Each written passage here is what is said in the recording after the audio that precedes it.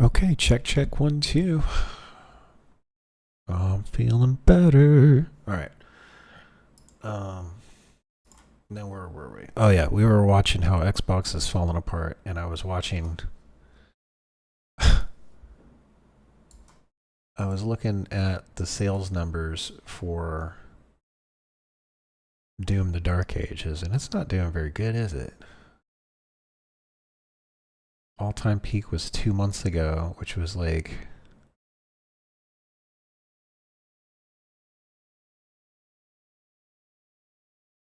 2 days after it launched, and nobody's playing it. In fact, just for comparison, I wonder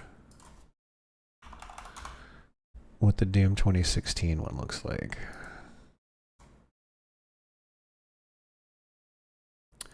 There's more people playing the Doom 2016 version.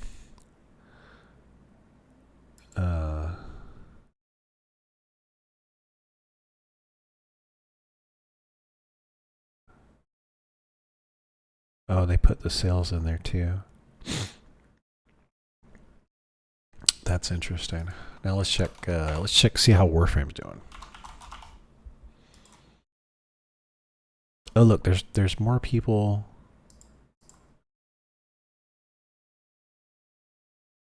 There's 48,000 more people playing Warframe than there is playing Doom: The Dark Ages that just came out. Anyway, let's find a different video. You know, sometimes the timing of a story is... We watched this already. We can close that. We can close that. That's a Cursed Farm. Let's see if he's got any videos up. Nope. Not any recent ones.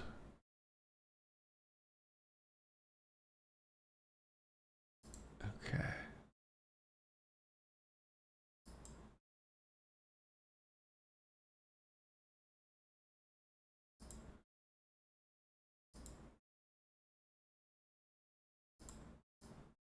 All right, let's find something on the list. And we're going to put some videos on in the background, so, because I got stuff to do.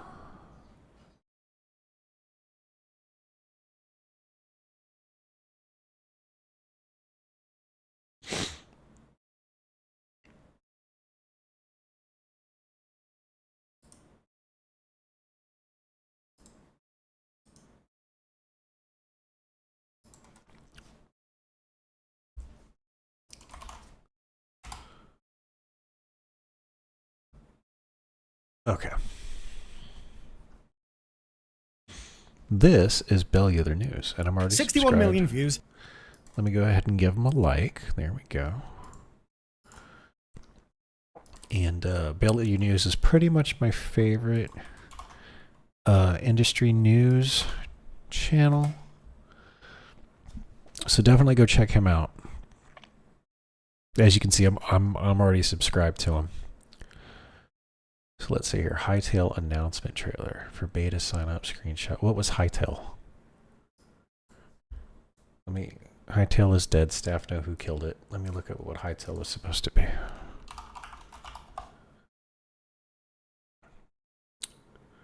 Hytale was a planned sandbox game development began in 2015. Oh my gosh. It's 10 years in development? No wonder. Began in 2015 by developers from the Minecraft multiplayer series Hypixel with funding from Riot Games. Riot would purchase the studio 5 years ago. It was originally planned for release on Windows, but it was canceled last month. Okay.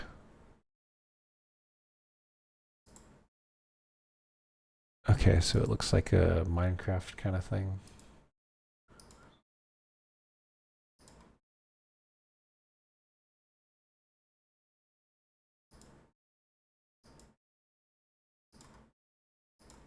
Oops.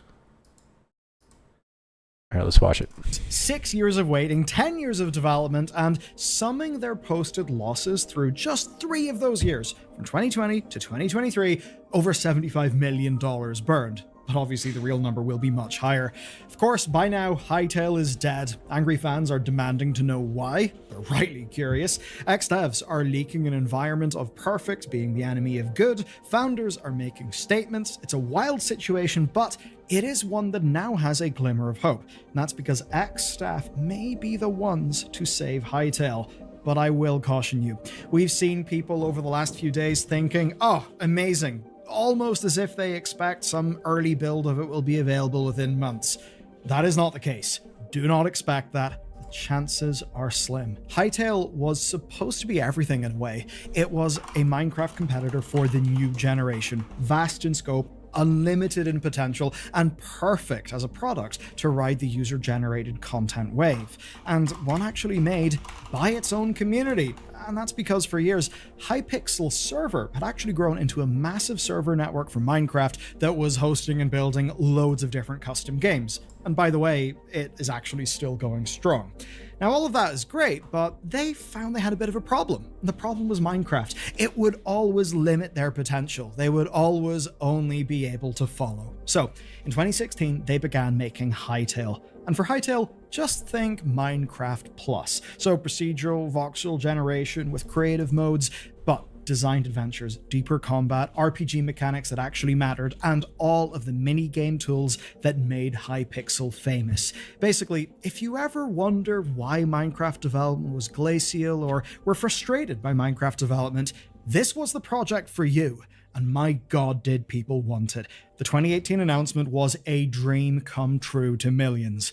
Now, of course, it is dead. The death of Hytale came from Hypixel. They announced their own end, and basically the story was that the vision that leadership had for Hytale was simply undeliverable, not without years more development and many, many millions more dollars. Yes, that despite starting development a decade ago and going viral 8 years ago, they somehow were not close to being done. Essentially, they put it as genre expectations grew and their technical ambitions ballooned, eventually sparking huge things like engine changes, though the engine change was of course long after their initial 2018 release target. Scope creep. Now, the shock of this hit hard to people, and one reason why is that new development updates actually came out in March, so everything seemed fine, but clearly decisions were already made. Hypixel had, they say anyway, tried absolutely everything. That they had looked for investors, they had looked for buyers, and they had done all of that with Riot support, but that simply nothing had worked. Of course, from the perspective of fans reading this, none of it really made sense. I mean, you would think, how can 10 years produce nothing worth saving? Basically, what the hell happened inside Hypixel? Were all of those trailers and development posts, was that just bullshit? What was going on? Remember, people had invested years into following this game. Some people had even partially built their online careers covering this game and covering Hypixel Server. So they wanted someone to blame. And, well, I wouldn't blame you for thinking those trailers were fake, but that's very much not a picture that ex-staff are painting. Basically, it's that lots of stuff actually existed, but well, let's get into the quotes to really get a sense of this. Here's a quote from the former security and IT lead. "What could possibly go wrong when you hire new leadership that thinks the original team is incompetent? The whole project ends up going in circles until it dies." For another quote, a former principal gameplay engineer blamed feature creep, and it's rough the way that they put it. Apparently, and this is me quoting, "systems that were already far ahead of Minecraft at the time were completely reinvented to make them better, resulting in fuck all." Basically, a clear pattern emerges from all of these leaks. Essentially, it's that there's the early period that's really going until 2018, where it's basically a bit like a game jam. There's new features being added every week, the development pace is fairly fast, and the ambitious scope is absolutely there, even at that earlier stage. Loads of player tools, loads of customization, absolutely a hard project to build. But then, Riot buys the company in 2020. When that happens, some original leadership decided to leave whenever Riot gave them the option, and of course, well, when a company gets a massive Riot security blanket that of course is tastefully fashioned out of skin dollars, well, those already high ambitions would absolutely explode. What's said to have happened from this point is they hired significantly more experienced developers to improve everything. Now, by 2022, they actually announced a full engine change. Now, what happened here is it started in winter 2021 as an upgrade to their existing tech, but then it morphed into a full C++ rewrite of their past work, which was rooted in C# and Java, which is a fairly ambitious task. And to do this, they decided to bring in a company called The Forge. Now, The Forge are a group that sell themselves as being custom engine and engine modification specialists. So basically, low-level wizard people. But of course, in the real world, magic isn't real, unfortunately. And by quite a few accounts, including stuff I've heard in the grapevine, Hytale programmers were absolutely pissed and warned management against this move. Basically, it seems a lot of staff really saw this as being a lot of risk, big extension of timelines, and just not the right play to make. But to management, well, this was the path to more performance. It was the path to more platforms, I suppose, to more ambition, more reward. But the trade-off is, of course, obvious in hindsight. It involved spinning wheels and endless rebuilding.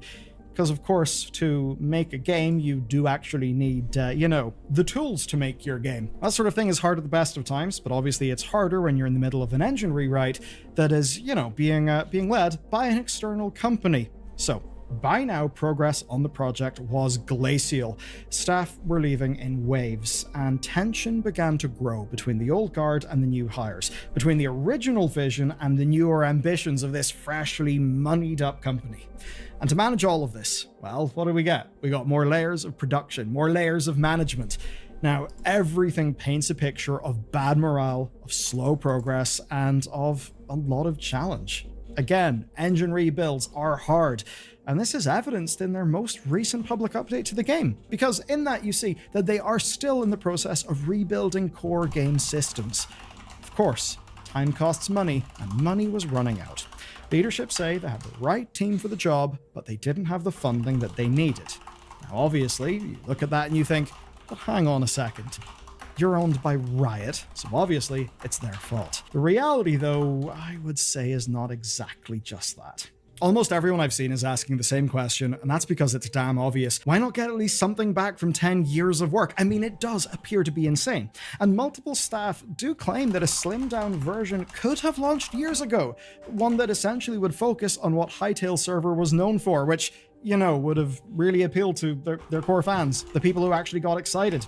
But seemingly, Hypixel leadership repeatedly rejected this throughout development and did so using fairly familiar logic, that they needed to launch something worth playing.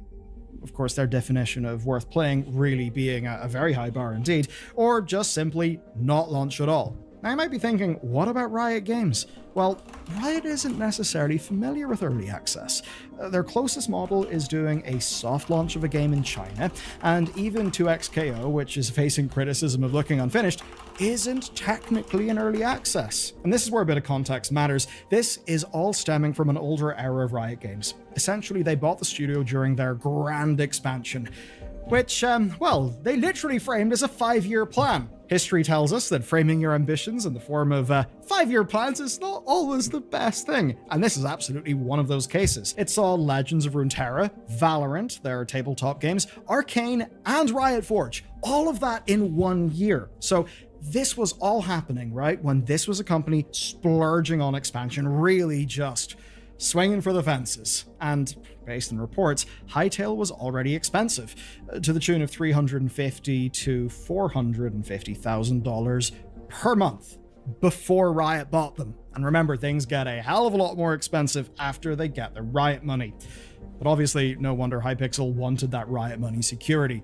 But of course, years later, things have changed. Those expansion bets have not paid off, and Riot Games is in full reset mode. And if I was to detail all the ramifications of that reset, this video would be twice as bloody long, so I'll just do a few TLDR things.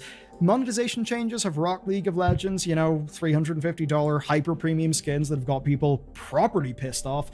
Then, of course, mass layoffs, which hit 11% of staff earlier on in this year. And so, in that context, them sitting on a half-decade-old acquisition with nothing to show, and seemingly nothing that would be ready to show for years, well, that looks bloody bleak. So Riot basically decided, not to shut them down immediately. Riot shopped Hytale around, hopefully to recoup some of the costs and at least get some sort of return on investment.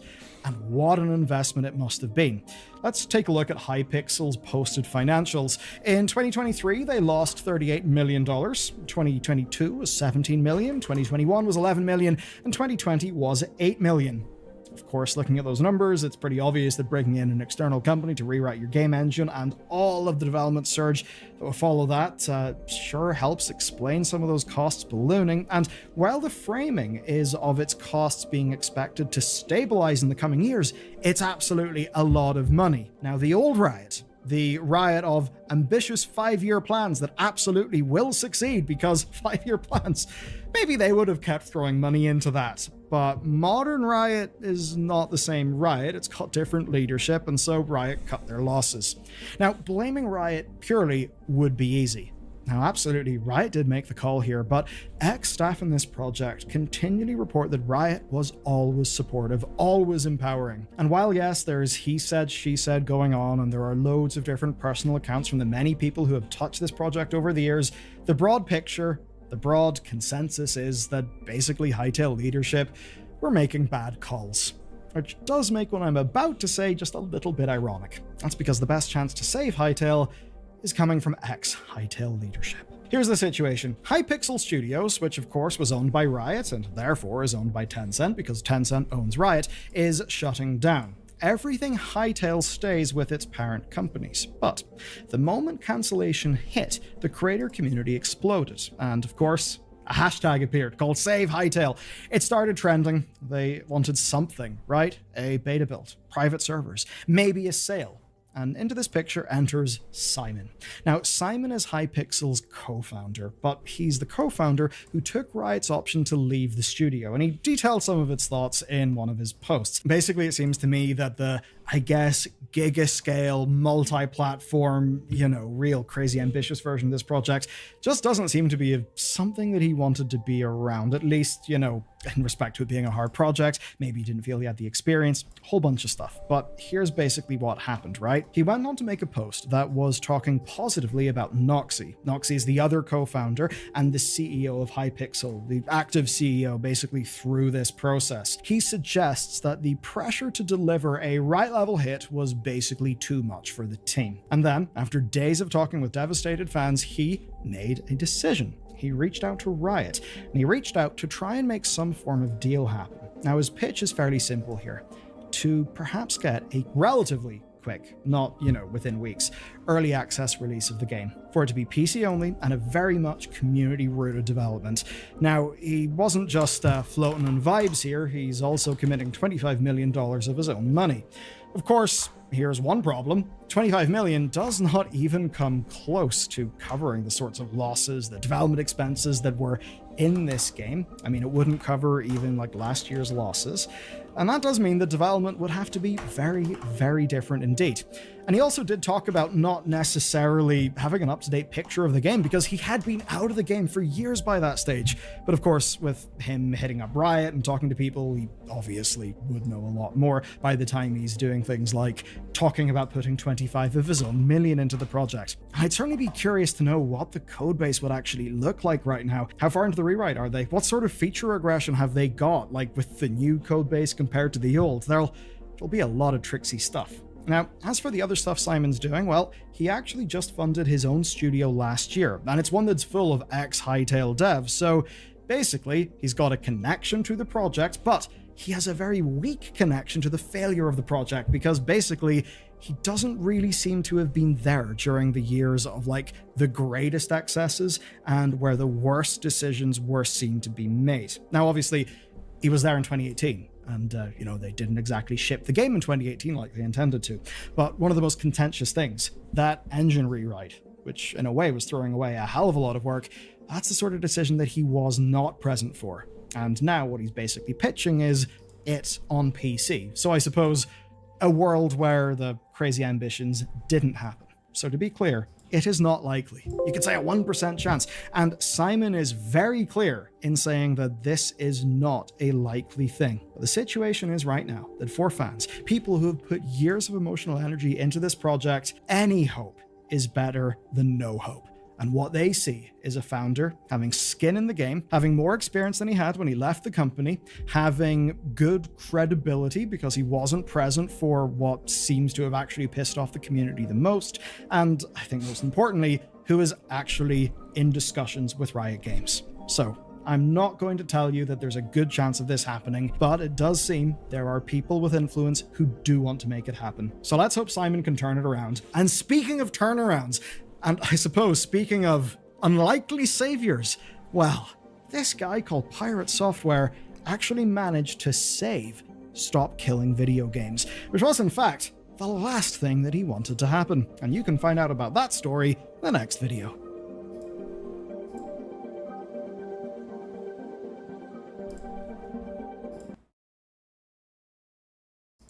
Let's see what else he's put out there. Oh, whoops.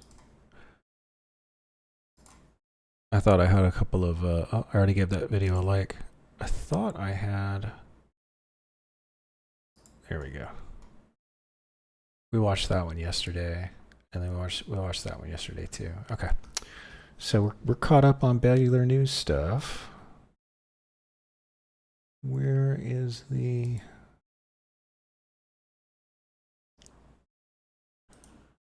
Now this one looks good.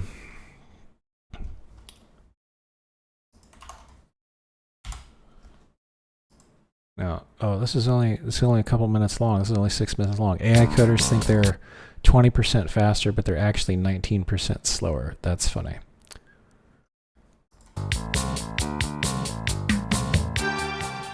Hi, I'm David Gerard, and this is Pivot to AI, coming to you daily.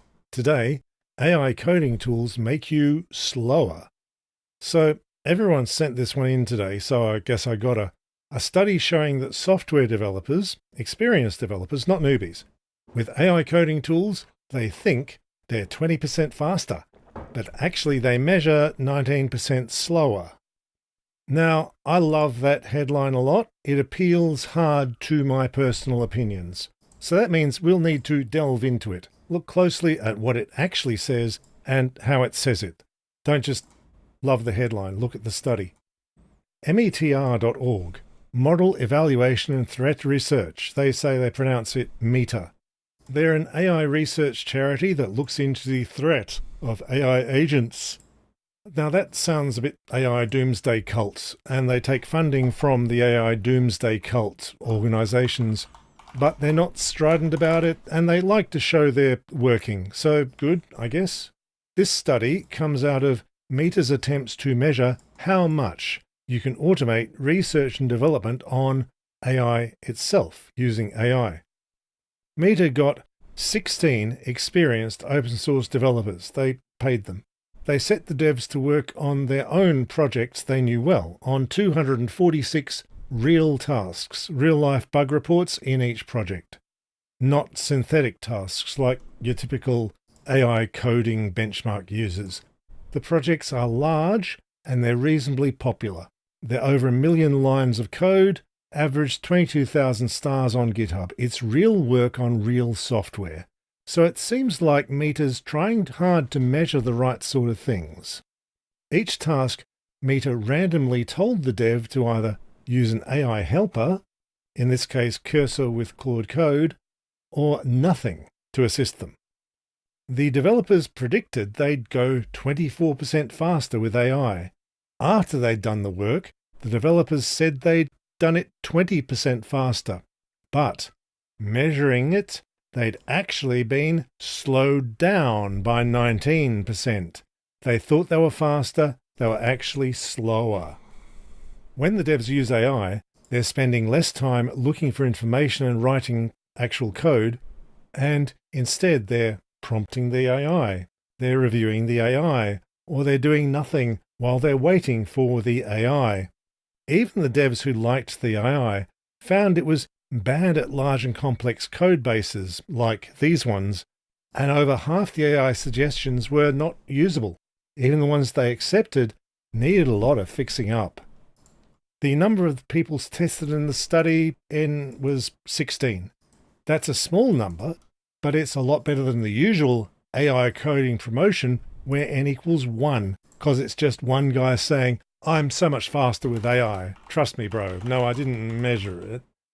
The interesting thing is the devs thought these tools were rocket fuel, and that's completely the opposite of what the numbers show. So a thing in making software, you never claim you've optimized your program without going in and measuring the program's actual performance. That should apply to dev tools too. How many prompt fans measure their performance numbers? It's all vibe advocacy. Devs are famously bad at estimating how long a software project will take.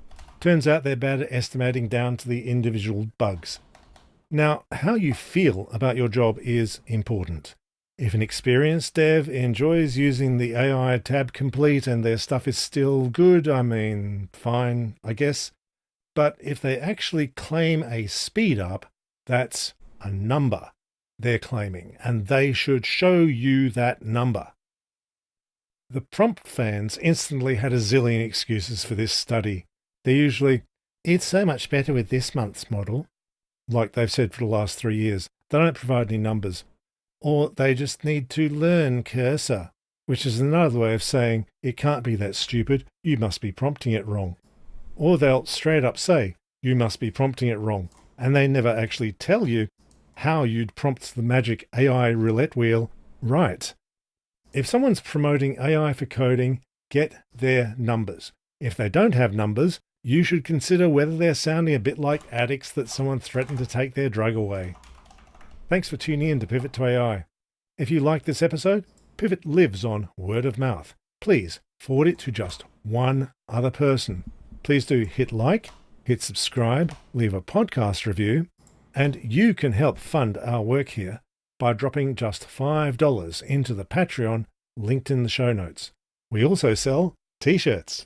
Remember, you must just be prompting it wrong. Thank you all. See you tomorrow, and bye for now. I like he's got Clippy. That's funny. I like how he says, "Don't just read the headline. Actually look into it." So he's to be commended. Let's see. I thought I had a bunch of other videos queued up. I Hello, don't. community. Not that one. Do we have to? I have to watch that one later. Let's check out videos. We discovered this guy's channel the other day.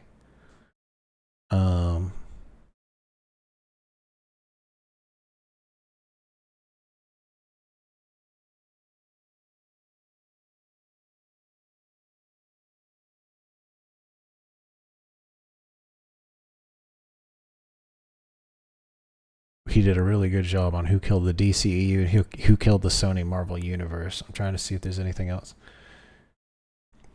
Let's see what he has to say about the Rings of Power. Like, everybody knows it sucked. Like, so it's definitely going to be talking about like how it's not, like, that it wasn't good. The question is, will he offer any insight and reasons as to why, instead of just like some creators that I've seen making content about Rings of Power just saying that it sucks. Let's see what he has to say. The Rings of Power is a bad adaptation, but more so, it's a good look at how Amazon fails to understand what makes good fantasy, or how fantasy just operates differently from other genres. You forgot about the essence of the game.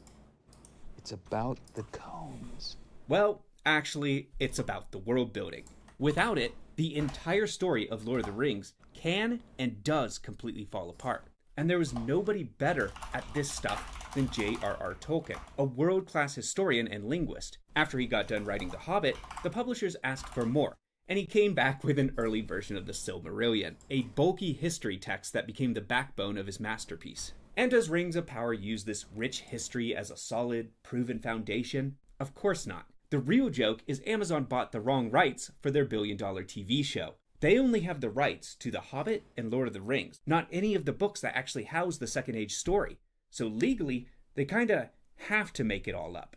The Rings of Power show is the equivalent of ripping out the concrete foundation of a house, replacing it with wooden, rotting piers, and then hoping the entire thing doesn't just collapse down on top of your head. Make no mistake, this is all pretty much fan fiction, and not really all that loyal to the source. And in case you don't believe me, Here's just a quick refresher. Galadriel was not some warrior princess running around trying to kill Sauron. She was an ancient being, literally older than the sun and the moon. She was already a queen, had her own kingdom, married, and was one of the most powerful magic users in Middle-earth. She was never banished back to the Undying Lands. She never by happenstance bumped into Sauron while trying to swim in ocean. Sauron never disguised himself as a human king. He and Galadriel never traveled together to Numenor. He never tried to make Galadriel his queen. And they never teamed up to raise an army to go save a place called the Southlands. That's because the Southlands, they don't exist. So therefore, there's no story about an elf and human lover in the Southlands or elves guarding the region. There was no dark elf leading orcs to create a homeland. No one ever used some Morgul blade to open an elvish dam to Rube Goldberg Mount Doom into becoming an active volcano. So therefore, none of our main characters needed to survive getting hit in the face with pyroclastic flow. There's no hobbits at this time. Sorry, Harfoots. They're hobbits in everything but name. Gandalf didn't arrive in the Second Age. He arrived in the Third. I wouldn't be surprised if they end up retconning him completely just into being a blue wizard. Regardless, all the wizards, they arrived on boats, not as meteors, and none of them were stalked by weird Nazgul ladies. Lastly, Elrond was not a glorified 400-year-old political intern. He was a master of healing and lore. He was never sent to spy on the dwarves or build a forge. Oh, and you can't have two Durins because, Durin was believed to be a soul that was reincarnated into various kings and leaders, so there can't be two at one time. Mithril was not formed as a combination of the power of a Balrog fighting an elf. Yeah, that was completely made up. The Balrog was not even awoken in the Second Age, he awoke in the Third. And the rings were not made out of Mithril, they were made out of magic. And Celebrimbor, he doesn't make the 3 elvish rings first, because that would literally break the entire story.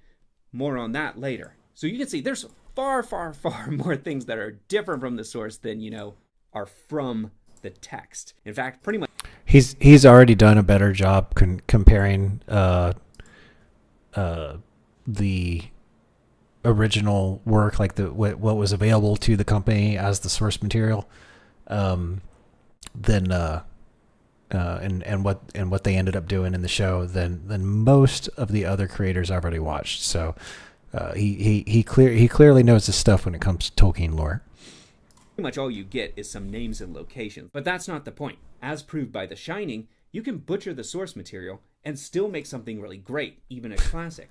Not that Amazon did that, of course. But in this video, we're not looking at the old foundation, we're looking at the new. We are testing to see if Amazon's new original backbone can function as its own effective world building.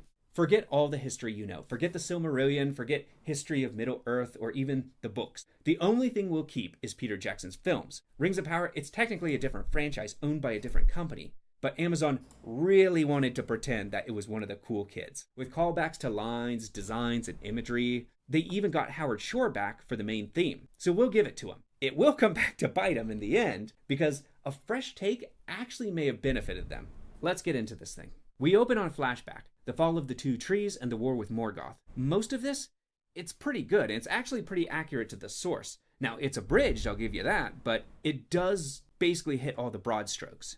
Except, calling Sauron a sorcerer, because no, not even close. He was more the equivalent of a fallen angel, probably thematically Tolkien's stand-in for Satan. But the rest here, it is pretty accurate, all the way up to when Galadriel says she took up her brother's blade to hunt Sauron. And with that, we're now off the beaten path.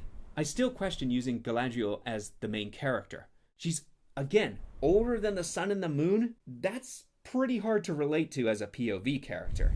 And it's especially frustrating when they maybe had a much better character right there. Because if they really wanted a, strong female lead that was maybe from the actual lore, they had Celebrian. And not much is known about Celebrian, besides the fact she had a romance with Elrond, and that she's Arwen's mother. So, you still have good character connections there even. She would have been younger, and a much better audience surrogate. Old, but not impossibly ancient. The only reason they went with Galadriel is because she's a recognizable name. But what's the point of doing that if you're not gonna, follow any of her character from the actual books?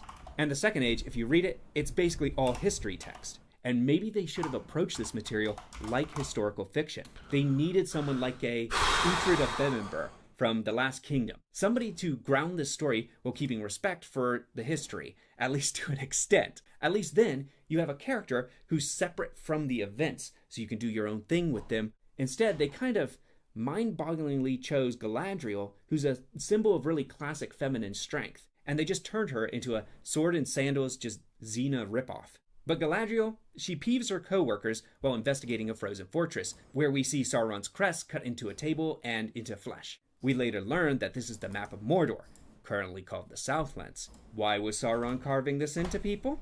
This is more head-scratching when you realize that it's Adar, the Dark Elf. He's the one planning to terraform the whole region. So it's not immediately clear from a narrative perspective why he would be doing this in the first place, except to create these breadcrumbs that our main characters can follow.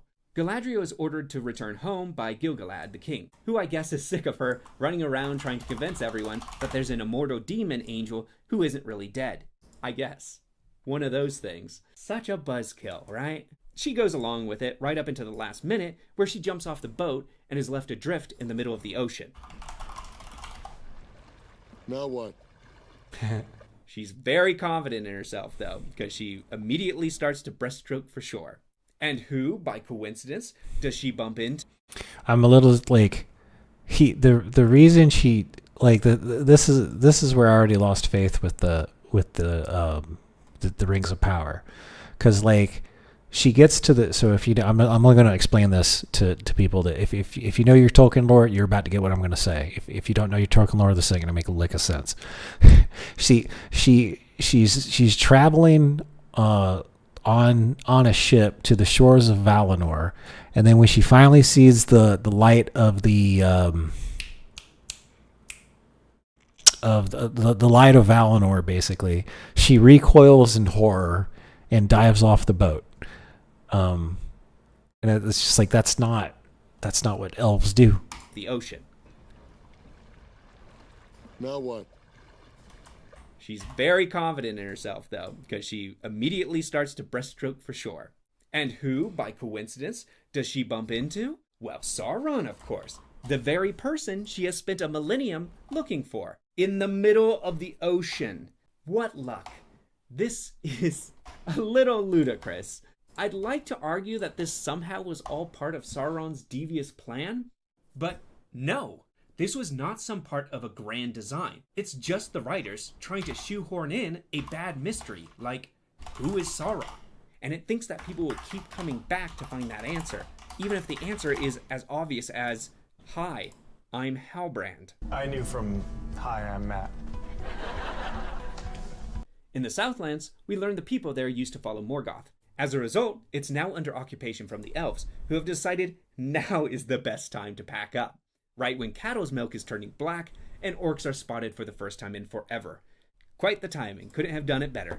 It's all made worse by the elf Arondir. He doesn't tell anyone anything that's happening, like ever. Not even a letter to a superior saying, hey, cows are leaking literal evil from their udders. He doesn't have a phone. Send a raven. Given that the elves were there in the first place to watch for signs of Sauron and Morgoth, you would think that would have piqued their curiosity just a little bit. And what is causing these cows' milk to turn to this black inkish goop? What kind of dire curse has been placed on this land? Well, don't worry about that because it will never come up again. It's just there to be all spooky. But the problem here is more I feel nothing for these characters. They are thinly written, and I don't know what motivates any of them, especially Arundel, as we meet his human lover before he's promptly captured by orcs. By the time the first episode's over, I still have no idea who this guy's supposed to be, and I never feel like I get to know him by the end of the series. Our third arc is covering the female hobbits, who are really just a knockoff of Sam and Frodo. One being, seemingly dim-witted and loyal, while the other one is more soft-spoken but adventurous. Yet their community, they're not very much like hobbits. They're kind of moral vipers. They're quick to preach about the size of their hearts before they put you at the back of the caravan and leave you for dead. Our two hobbit protagonists see a star fall and they find Gandalf in a ring of fire. It doesn't really make sense why these, skittish creatures that hide from everyone would approach something that looks so seemingly just malevolent. Because the show, remember, it still really wants you to think that this person's Sauron. Even all the way down to them making the fire kind of look a little bit like, Sauron's eye. Cheap tricks a little bit. But the hobbit Nori says, I think I was meant to find him. And that's the end of that. Keeping in mind that to them, human or big people, they're like giant monsters. And Gandalf, he's being stalked right now by Nazgul-esque women who think that he's definitely Sauron. Don't get too invested in them. We're never really going to learn much about them or who they are or why they're doing what they're doing. They're just kind of wandering and following them in the background because you have to add tension somehow, you know. The best arc in this series is shockingly that of Elrond and his dwarf buddy. That's because Elrond, he's actually kind of closer to his book counterpart than even Hugo Weaving's version. That's because he's more kind of soft-spoken and kind-hearted. The show actually does do a good job with this relationship. Both of these characters, the dwarf and Elrond, they're likable, they have natural tension and camaraderie, and I even liked how the wife played into their brotherly dynamics, even if the wife lacked some, defining attributes. It's the beards. It was still all very, very true to the spirit of Lord of the Rings, in a story that's largely about overcoming evil with friendship, which sounds like it's, I guess, My Little Pony. Nope, Lord of the Rings did it first. You heard it here. Elrond is sent to the dwarves by Gil-galad and Celebrimbor because they need to build a forge. But not really. That's all just a cover because he's actually sent there to spy on the dwarves. A mission so secret, even he doesn't know about it. So he's not exactly the most useful spy. The elves, they're in this big old rush to build this forge by spring because they may die or be exiled from Middle-earth in 4,000 years. I think you got a little bit of time, guys. Back to Galadriel, she's extra lucky when she gets picked up by Elendil. Is this part of the ocean just, part of some narrative nexus? Now, fantasy should be built on cause and effect from fictional history, not just blind coincidence. Galadriel and Sauron are then taken to Numenor. Sauron is convincingly suave, and the actor Charlie Vickers, he actually does a good job of approximating a, bad, evil Aragorn. Even if I feel he is lacking the gravitas and intimidation factor that was needed for this character. I think Sauron needed someone who was probably more elegant, yet terrifying.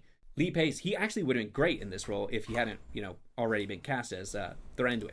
Now, on my second watch here, and I did have to watch the thing twice, so it hurt. None of his motivations or actions make sense. Why did he take the form of a Southland prince?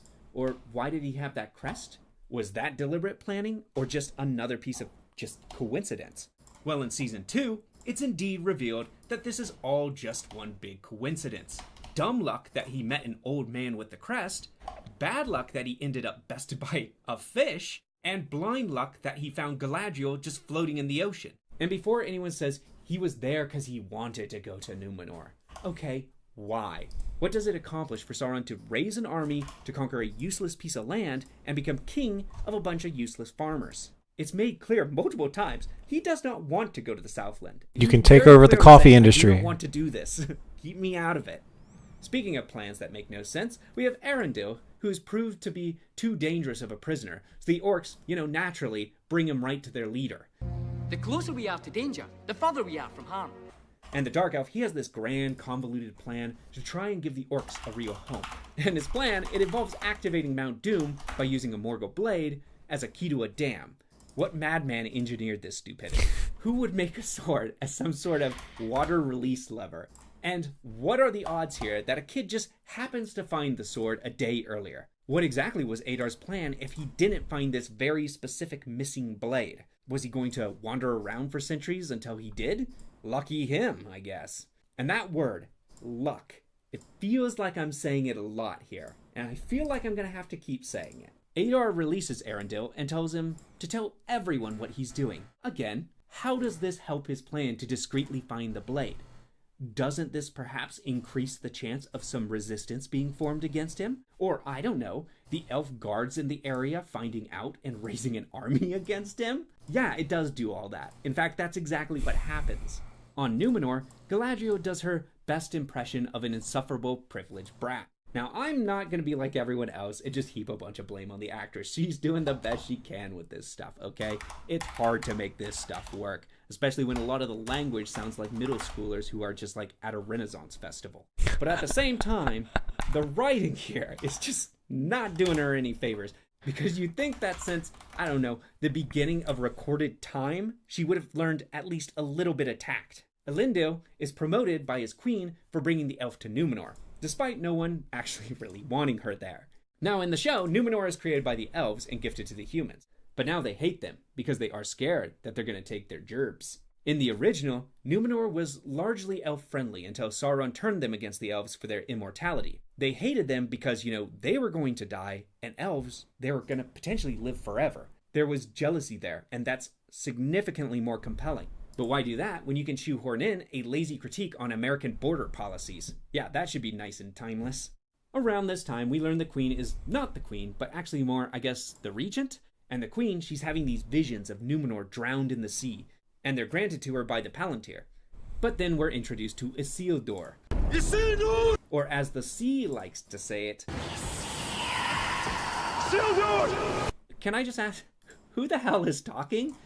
I mean, I know it's just in there because the ring whispered his name in the original film. But who's talking now? Who is it? And Isildur, he's getting kicked out of the Navy, I guess, because he let a line slip on his ship, even though, nothing bad even happened. It works, though, and he's booted off the force. For some reason, we're also introduced to his sister in the most pointless side quest of becoming an architect. Every time we shifted to this subplot, I asked myself, why are we wasting time here? Why are we doing this? Galadriel, after a weirdly happy horse ride, decides to spend her vacation At the library! At the library, she again finds, Sauron's symbol, and it looks suspiciously like Mordor? That took you 1,000 years to crack. Hey, Kat, we're checking out. This is let me give this video a like. This is a journey through cinema. I just found this guy's channel like 2 days ago, and we're checking out some of his review videos while I'm job hunting. So I got laid off about 2 months ago. So I try to apply to anywhere between 5 to 10 jobs a day, and I'm just about finished applying to the 1, 2, 3, 4. Yeah, I'm actually applying to the 5th job right now. So we're gonna move on to something soon, but I do need to finish writing this cover letter. Oh, it's Nugget. Oh, okay. Cool. Well, yeah, I'm still focused on, let me get this cover letter done. And then I'll switch gears onto something else. Huh? Took the internet about 2 hours watching the trailer? You know what takes even less time? Leaving a comment and liking and subscribing. That's right. Couldn't be mine. It should be mine. Like, I'm not going to apply to this job because it's for senior project management role, but they literally list 1, 2, 3, 4, 5, 6, only 6 bullet points. They must be trying to get my data and stuff. I mean, that's so shady. How can you expect to hire a project manager and only give six bullet points on the job description? That's fucking crazy. Give it to me.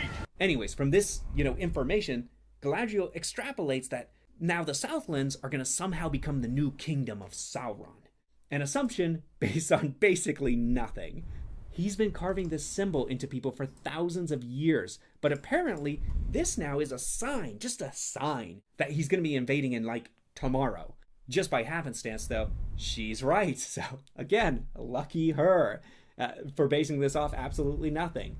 So she tries to convince Sauron to become the king of the Southlands. Again, her entire reason for doing this is just based on him holding an old royal crest of some sort. And Galadriel, have you heard of a background check? Anyone could have picked that up, and did. But now she's... Hey, Deathforge, I'm applying to I'm applying to some more jobs, and then I don't know. I think I'm gonna try to take a stab at. I need to spend some more time working on that script for the terms of service end user license stuff, and then actually, where is it? Let me see, because I wrote all this down when I was thinking about it. Hold on. Oh yeah, okay. So yeah, I actually put it all right here. So I'm actually almost done with the job hunting. So then I'm going to move over to the script stuff for the end user license agreement and try to make some progress there. I really need to do this earlier in the day though. I don't know. It's too late for me to start chugging caffeine. I might have to push this till tomorrow. I got up at normal time today. I got up at like 11 o'clock today, and then I had breakfast and everything, and then the power went out from noon till 3. And like I just had that, oh my God. So I did a bunch of cleaning and stuff, but I wanted to do this then anyway. I think I'll be able to make some cool content. So I want to look into like this Turtle WoW thing Zach suggested. Vor is a good buddy of mine, and it would be good to play a game with him. And then some gaming when we're done. And then tomorrow, I can't live stream myself doing the CPA course stuff because it's like copywritten course stuff basically. So I can't live stream that, but hopefully I can get the script and everything done and start recording for the end user license agreement terms of service series. And then we start editing as well. So I don't know. I need to reorganize this, but and then starting on Monday we move back. I need to swing back over and start doing the AI stuff. Because that's maybe I'm spreading myself out too thin. I don't know. I think as long as I can get these things done, it'll be fine. I'm just struggling with my schedule lately. I don't know why. I don't know why. Maybe why am I struggling with my schedule? I don't know.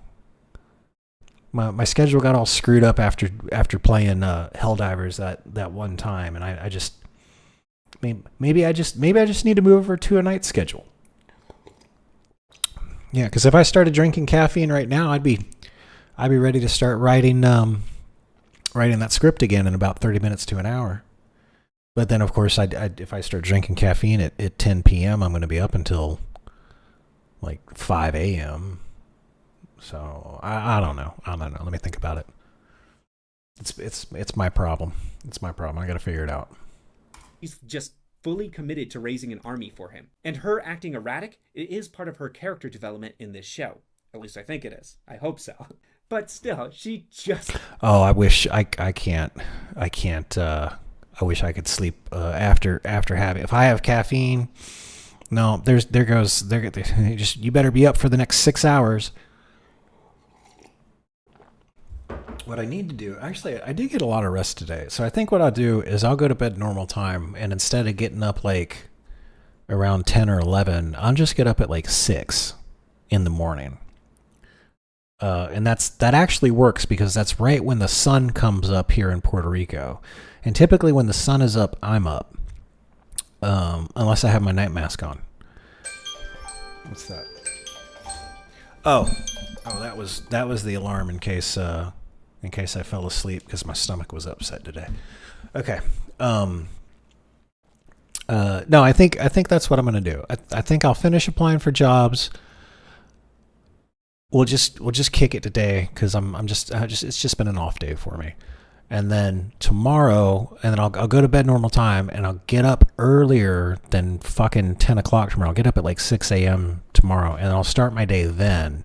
And then that will probably be a lot better for me instead of me trying to get up an hour earlier every day. I'll just get up like, instead of getting up at 11, I'll get up at fucking 6 a.m. And then just stay up because I have had some rest. And there's a couple of things, and I'll work out first thing in the morning too, and that'll get the blood pumping. And I'll have plenty of caffeine, and then I'll be back on a day schedule. Okay, that's what we're gonna do. All right, let me finish this. I literally have to apply to one more job. Oh, anything I feel skilled enough to tackle. I've been applying to customer support management stuff, supervisor jobs, even some like advanced product support engineer stuff like that I would be talking to like techie people and helping them troubleshoot things and all. Like I have experience doing all that stuff. So no, it is not just project management stuff I'm applying to. And then I sent off that email to my roommate's friend, and he hasn't gotten back to me. But I did. But it is Friday, isn't it? Yeah. So if I don't hear from him by Tuesday, I'll start bugging my roommate again. But I should have at least some work coming in the next week or two. It'll be doing. It's basically like data entry, some clerical work or whatever, and it doesn't pay. It pays, okay, but it doesn't pay what I'm used to making. But I'm at this point, I'm willing to take anything, right? And that's one of those things. So the job that I'm going to get through my roommate's friend, this basically data entry, clerical work stuff, and that should start soon. And I'll feel a lot better once that starts. So I have no reason to believe that that's going to fall through. And then I'm also still working on the CPA stuff. That's one of the reasons I didn't start earlier, is because I was doing the CPA training course, and I can't live stream that because it's like protected course content stuff. So I'm getting it figured out. We're getting it figured out. Yeah. So. Okay. Yeah, I'll probably send him a follow-up message on Monday, and then if I don't hear from him on Tuesday, I'll start bugging the old roommate again. But he seemed pretty confident that he could use me for that stuff. So Met this dude, and she's not at all interested in who he is before she spends like a ton of money and lives to put a crown on his head. So she goes back. Well, yeah, so the answer is yeah. I did talk to Swifty. I just started talking about so here's the thing. The type of money that you make off when Swifty and I were doing the YouTube stuff first, that was before the adpocalypse, right? So the amount of revenue that Swifty's generating off of his YouTube channel for ad revenue. Yeah, my TV took over, and it's you're transmitting on the TV, so I'm gonna kill that real quick. Okay. There you go. How about now? Can you hear me? I can hear you. Yep. Okay. So I'm answering Deathwatch here. It's like, weren't you gonna edit for Swifty again? The answer was, well, I've had a conversation with John about it. The amount of revenue that the amount of money that I would make doing it right now with the way things are, it would be a fraction of the amount that he used to pay me, right? And editing takes a long time. So I told John that let me think about it, because I can do other things with my time and make more money than that, basically. And I basically came to the decision that, okay, I can start editing the videos again, but I'd like to do it knowing that we have a plan for growth. And I actually wrote one up. I wrote up a bunch of different things that we could do from a business administration standpoint, like a business development thing. That's basically all I did when I was working for that fintech startup was spin up new things and get projects up and running off the ground. So I put that together, and I sent John a text. It was a couple of days ago that hey, let's chat about this. I've got kind of a path forward, and I haven't heard back from him yet. So, but ball's in his court. The ball has been moved. So and I am happy to start working with him again, but I want to know that there's a plan for growth. Right. I want to know that we're going to be trying things, like that we will experiment and see if we can get the view numbers up and all that kind of stuff. But if he just needs somebody to, if he just wants to throw a couple of videos a week into a Google folder and have somebody edit them, the amount of funds that pays is not attractive. So I'm happy to do it, but I want to know that we're going to be trying new things, and some of it's going to be experiments. You can try something, and if it doesn't work, great. That's a successful experiment. You found out what did not work, right? And then you can move on to try to find something else that will work. So yeah, I'm just waiting to hear back from him. When I finally got in touch with him, it took him like three weeks to get back in touch with me. So, it wouldn't surprise me if it takes him another week or two to get back in touch with me. And if not, like, I'm not counting on that as like a sure thing, which is why I'm still applying for jobs and still working for other sources of revenue, and I'm working on my own projects. So that's all there is to it. Back to the queen and demands an army, but is rightfully turned down. But she's going to get back at her by throwing a petulant temper tantrum that gets her thrown in the clink. So do they? I came in a little later. Ever. Yeah. What were you working on? I didn't. I was working on that CPA course thing, and I wasn't live streaming that. And then and then I made lunch, and then I started the live stream, and I ate the lunch watching one of the videos that I had lined up, and then my stomach felt upset, so I actually ended the stream after like 30 minutes, and then I went to go lay down for like an hour and a half. And I was like, all right, let's try this again. Yeah, and so now I try this again. So I've been streaming for like an hour now, and I'm applying to my fifth. I'm trying to apply to 5 to 10 jobs a day, so I'm applying to the 5th job today, and then I'm just going to call it. And I'm too tired to start working on. It's too much of an off day for me to start working on that script. So I was going to start fucking around with the Turtle Wow stuff. And figuring out, because if I can start making some content off of that, maybe people will be interested in that. You know what I mean? Maybe I can get my view numbers up and stream participation up by doing that. Yeah, I'm not gonna lie, dude. There's so, all right. So this is how I find out about this, right? I got a friend in the UK, and we're just shooting this shit, and we're like, we're playing Satisfactory, I think. Yeah. And for whatever the fuck reason, it goes down, right? And we're like, oh shit. And he's like, oh, well, I've been playing on this WoW server, and I'm like, oh, well, yeah, dude, I don't want to do a fucking private server, like that shit's old. Like, and Blizzard kind of fucked it up with Classic, and they really fucked it up, man. Right. So that's not like an option. I don't want to fucking pay those fucking clowns to fuck it up in front of me. I don't want to fucking pay for that shit show. He's like, no, it's different. It's different this time, I swear.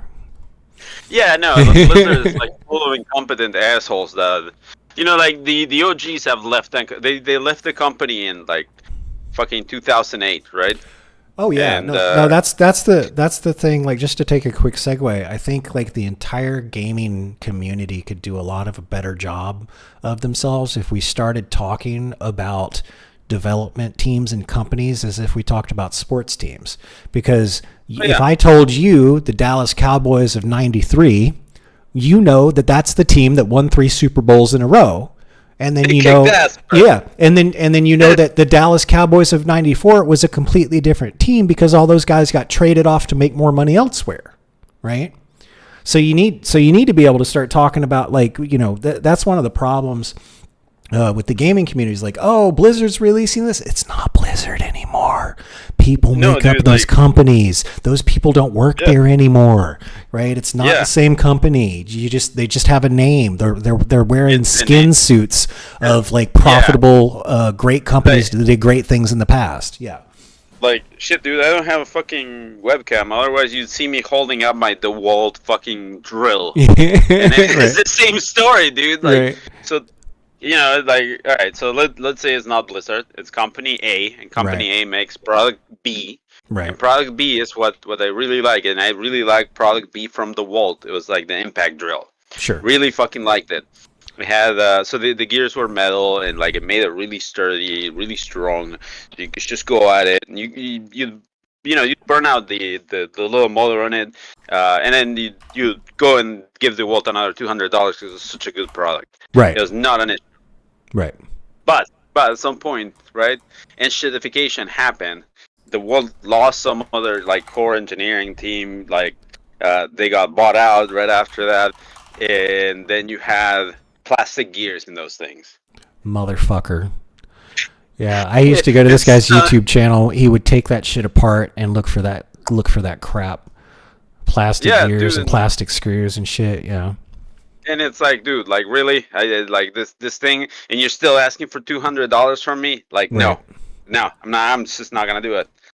And it's the same thing with Blizzard, right? They still ask you for the $15 a month, but there's just, you know, like here's what I will say about them, and this is where they actually shine.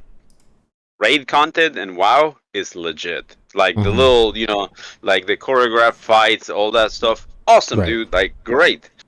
But like what actually, you know, brought people to WoW, like what really got you in there is gone, has been gone for years, you know? Right. And it's not the same product that, you know, it's not the same game that I want to play, right? The game that I want to play is in Classic. And even they fucked up that. So I can't even do that. So here comes these other dudes, which they kind of took the original recipe. So you have default WoW, right? Mm-hmm. But then they went and they fixed the specs that don't fucking work. Like, you know, like Feral in Classic was fucking garbage. Right.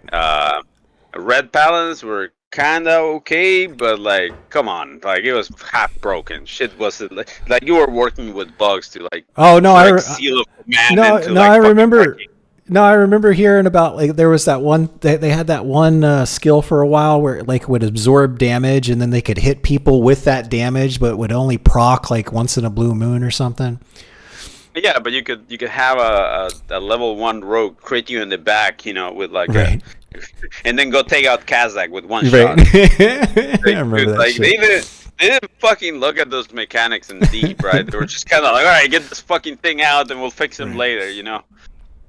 And like half of the you know core classes didn't really have more than one spec. If you were a warrior and you were in a raid, chances are you were gonna be prot, or you were not tanking. You were just kind of like, you know, you were there kind of for the experience. Yeah, if you were like a shaman and you were an MC or you were gonna start raiding, you only had one resto spec that worked for like the better part of like 7 months. It was terrible. Right. So these guys got to work on that.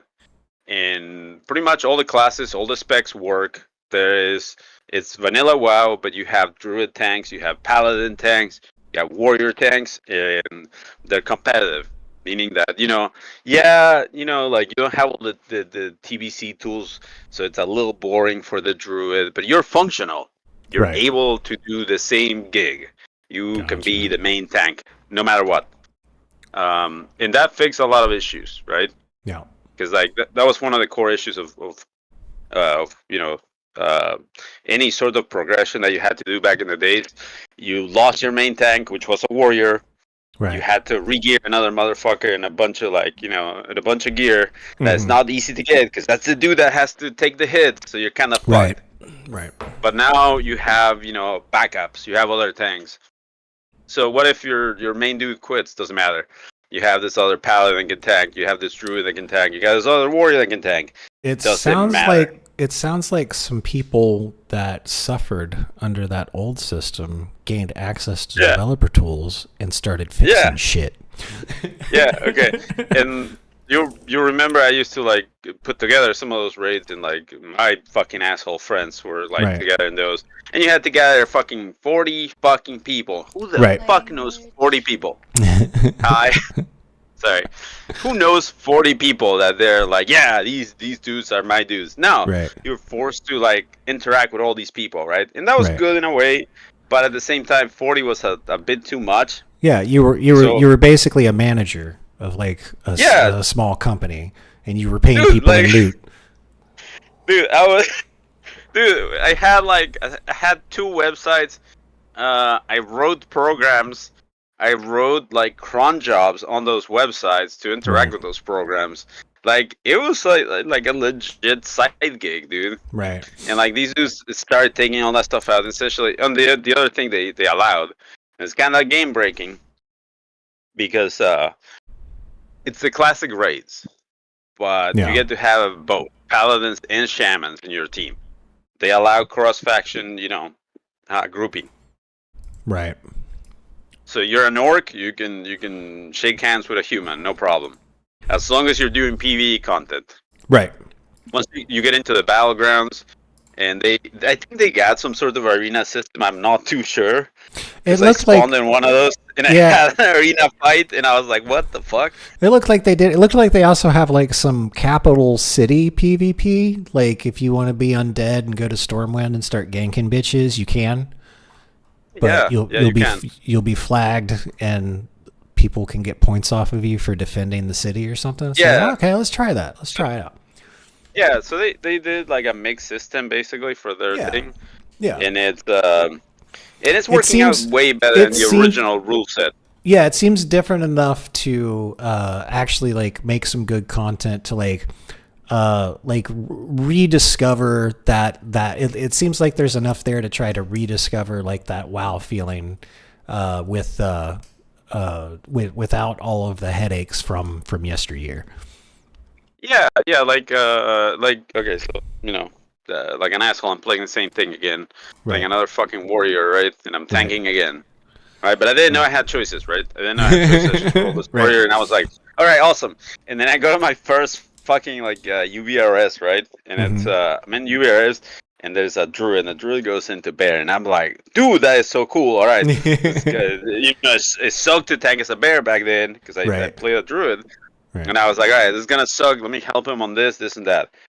Nah, bro, he had it. He was like, he just made the whole thing, and I was just kind of, tossing out like, like shouts and whatnot. And I was like, all right, I guess I'm just hanging out. The only thing where I came in clutch was the Drakisat, where you have to like, exchange the taunts, and that's it, really. Okay. But yeah, like they did a good job, dude. Like it's so good to see that shit, because you go into like the mentality of like you're the only tank. That's just gonna suck, dude. Right. Because like it sucked to be the only tank. It sucked to because you had to get the resist gear. You had to do this, that, and usually if you were the only tank, you had to get all of those sets. Right. So you are lugging around. Was it the first one was fire resist because you needed to beat Rag. You needed to get like what? You're saving backspace by mailing gear to yourself. Yeah, dude, it was terrible. So I had two characters that were banks for my consumables, and then I had my proper bank, which is gear in bags that I was just swapping on my thing, and it sucked. I get it. But yeah, they fix a lot of those core issues, and then they made the professions be a little bit more useful. They added some things in there that are handy.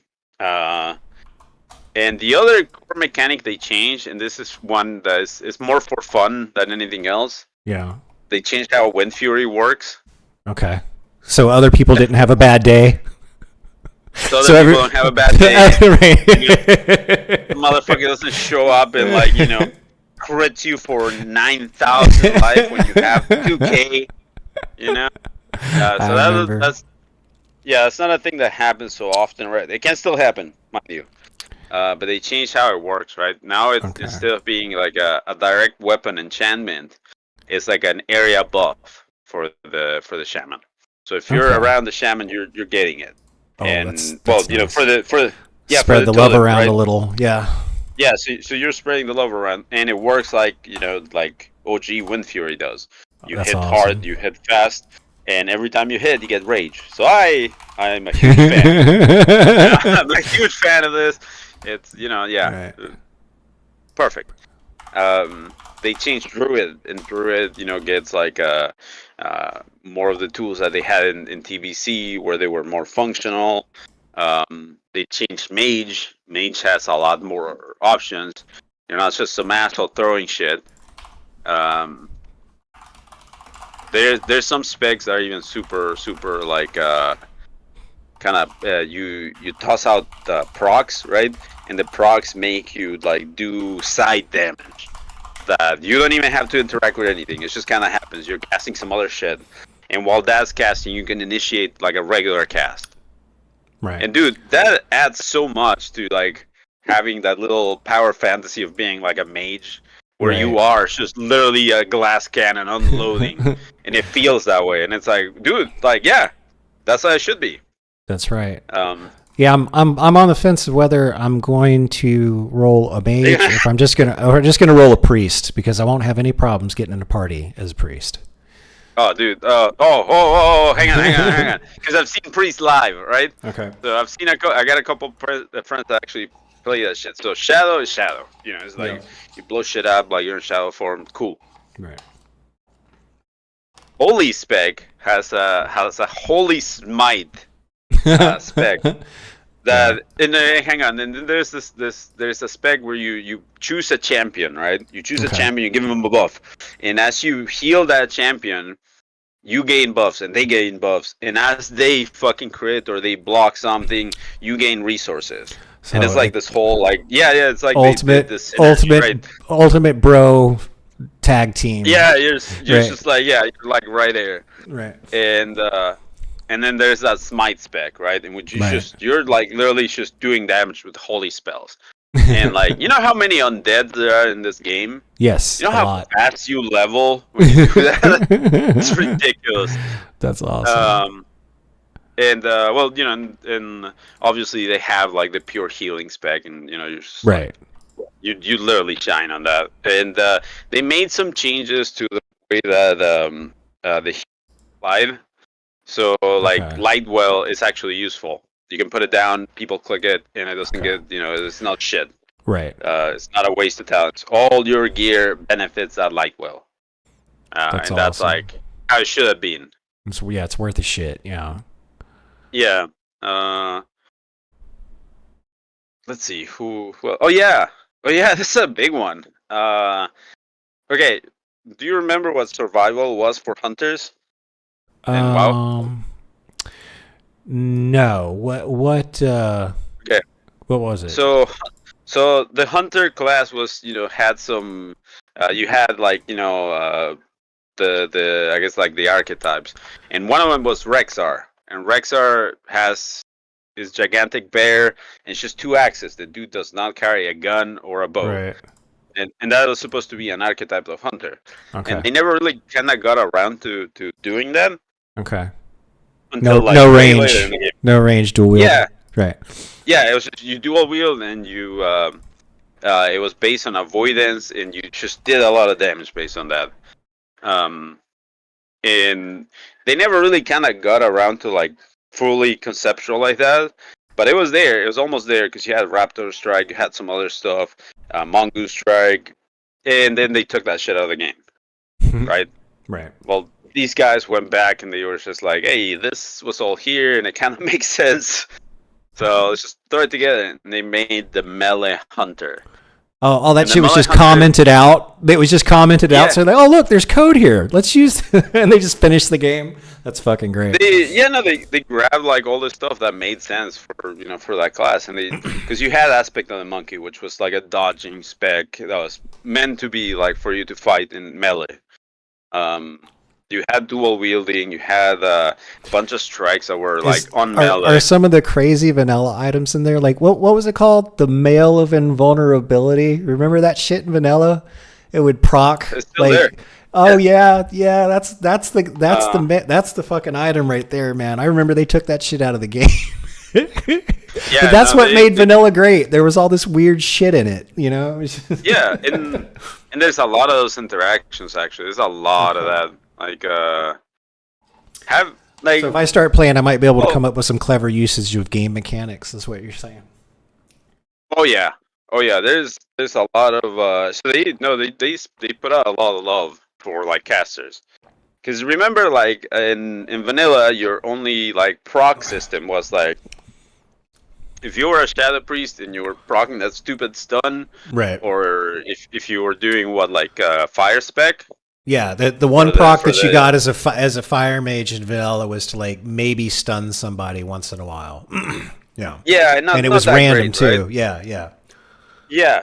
Well, they added some random procs and stuff for casters, so you know it does feel like you're doing more, right? And it's kind of cool.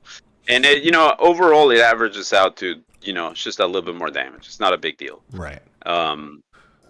But they made But it feels changes better. to like how well, no, they gave you new items first of all. Okay.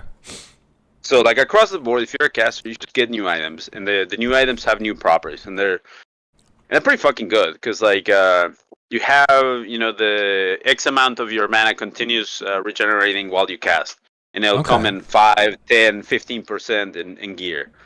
It'll come in gear, in rings, you know, necklaces, stuff like that. Okay.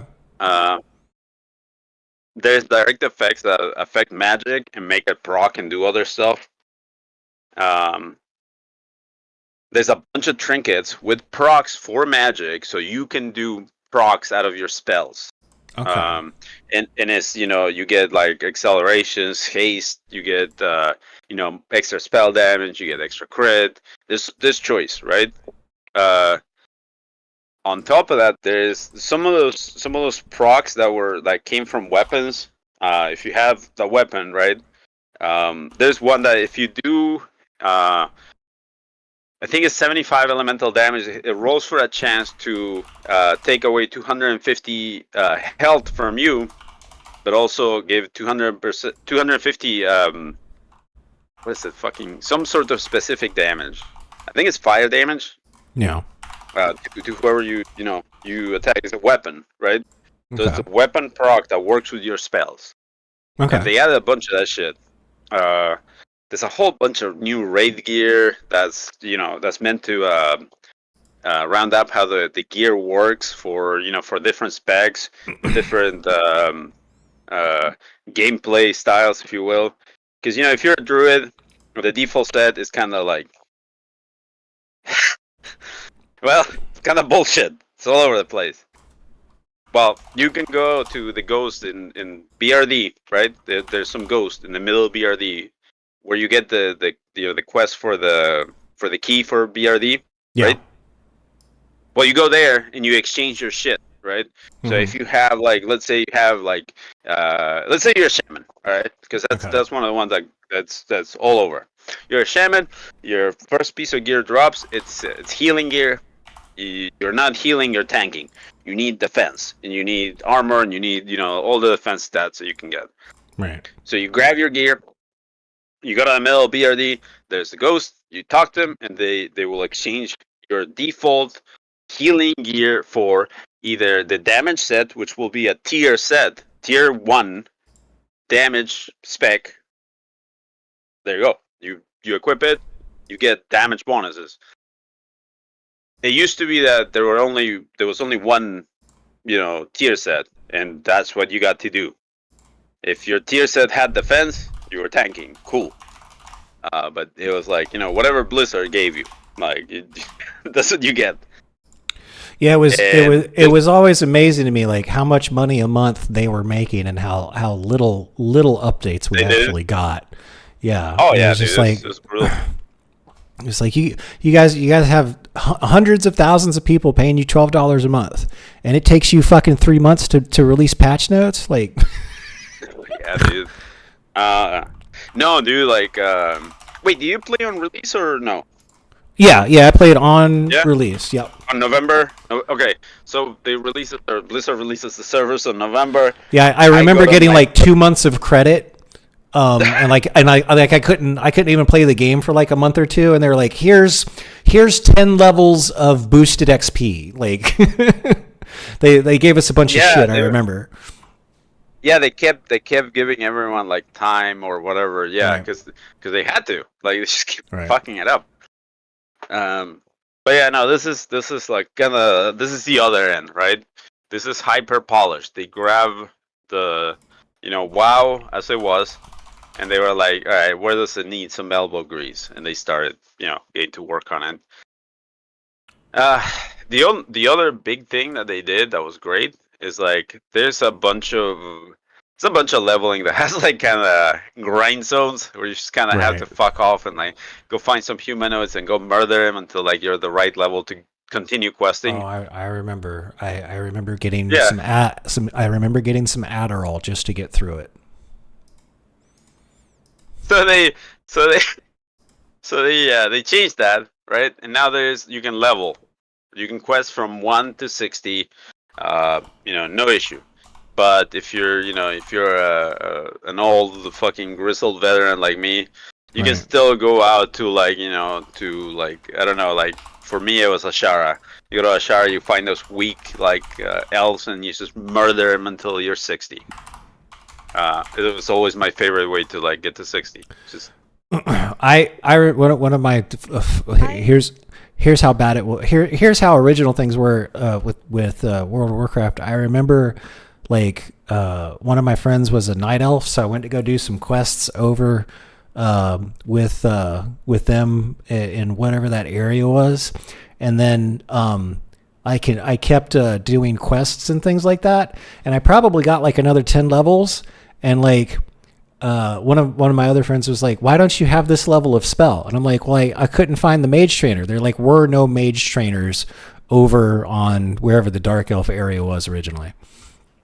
Yeah, the Eldrassil right World Tree area. I hate to be the interrupting girlfriend. Babe, do you remember where I was going? I know I was I know I was heading there, but why? Cooking. Yes. Okay, cool, thanks. Yeah, no problem. It's ridiculous, dude. I can't remember my own name if someone asks me, but ask me some stupid shit about this fucking game. Every time. It's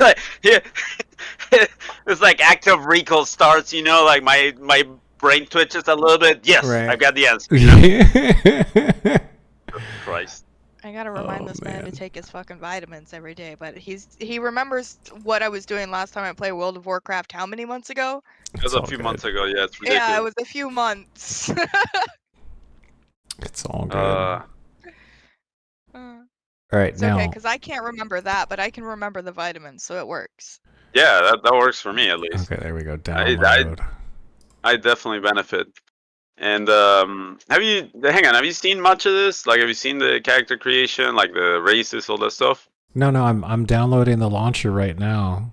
Dude, hang on. Yeah, what do you download? Hang on. Where's the Discord thingy? How do you share? I'm gonna share this thing. Okay, so let's say I make a new character. As you can see, I have some names saved. Let me see. Yeah, pop me open. I'm sure you can stream. I think it's safe for there we go. for you to stream me. Yeah. So here, let me switch it around. So I'm gonna just do the create new character so you get to see it. Okay, hold on. Let me There we go. Now we can see you. Okay. So there's a few new things on the character creation screen that you can probably see. Widescreen support. Different. Yeah, so this is your usual, right? You make your characters, you choose your class, blah, blah. There's no new classes, there's no new bullshit. This is just the classes in Plus, right? Yeah. Well, so the server does reward certain types of gameplay, and this is where your streaming content may come from. Okay. Because I'm gonna log in first, and we may see something first. So there is different challenges that you can do while you level, right? And one of them is called the hardcore challenge, right? And there's a world channel that transmits, all sorts of stuff, right? You usually see stuff in here, and they use this yellow lettering when there's announcements of stuff that's important. So there is a way that you can choose to level as a hardcore character, in which you die, it's over. Right. Start a new character. All right. You start a new character, but there's rewards with this. All right. Okay. So every 10 levels, you get a bunch of stuff mailed to you that helps you get through that. Okay. Can you turn it off? No. Oh, okay. Okay, just checking. Until you're 60. Oh, okay. So hang on. So you start the level, right? If you get to 40, there's a world announcement for you. You made it to 40. Okay. There's another one at 50, and then the final one at 60. Okay. But hang on. So we're gonna go in by steps. So you get that 40, right? You get the announcement. Right. Awesome.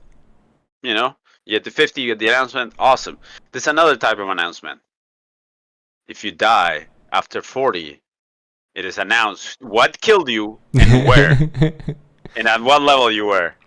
And usually people just fucking lose it in World Chat, right? It's like, and usually it's like, you know, if the person got killed by like, I don't know, the armorer, right? Sure. Everyone goes like, you know, you got the armor, and that's it. And they write you off, you know, and you died. And people, there's some people that are such trolls, let's say, that they wait. They sit and they wait until that person has to remake the character with that name. Right. And they tried to steal the name. Oh, that's fucked. So there's like added drama in World Chat for that, right? But there's rewards, like I said. So every like, you know, like say, you know, a couple 10 levels I think is the rewards. You get a chunk of stuff in the mail. Okay, no one died, so no announcement. But so I'm gonna go to create a new character. So here the challenges are the thing that you know, if you don't have to go hardcore. That's like, first of all, that's just one of them. You can do other challenges, and they all reward you. I recommend hardcore for a first playthrough, but Oh, if you fuck want no. to be badass, be badass. Yeah, it is rough, and people will hunt you down and kill you if they can. It's so funny to me that the whole game's it's less than 9 gigabytes. Like, Dude, yeah. It's less than 90 gigabytes. I love this game, man. I've been playing Good this Lord. game since like I could use a computer. So your first one is the hardcore, right? Not a lot of people go for that, but it's still very popular. There's this one, which is you get a title for this. It's you only what you craft, right? So only what you can make, and they've beefed up the crafting, so you can do this, right? Slow and steady gives you you lose experience on death, and you go a lot slower than normal. Right. Even for like standard leveling, you got like half speed. That's fucking crazy. Why would I ever do that? Next. Hang on, because you do get the rewards every 10 levels. They mail your rewards. Very unique. Oh, and yeah, they have transmogging. So there's unique stuff that you cannot get anywhere else unless you do this.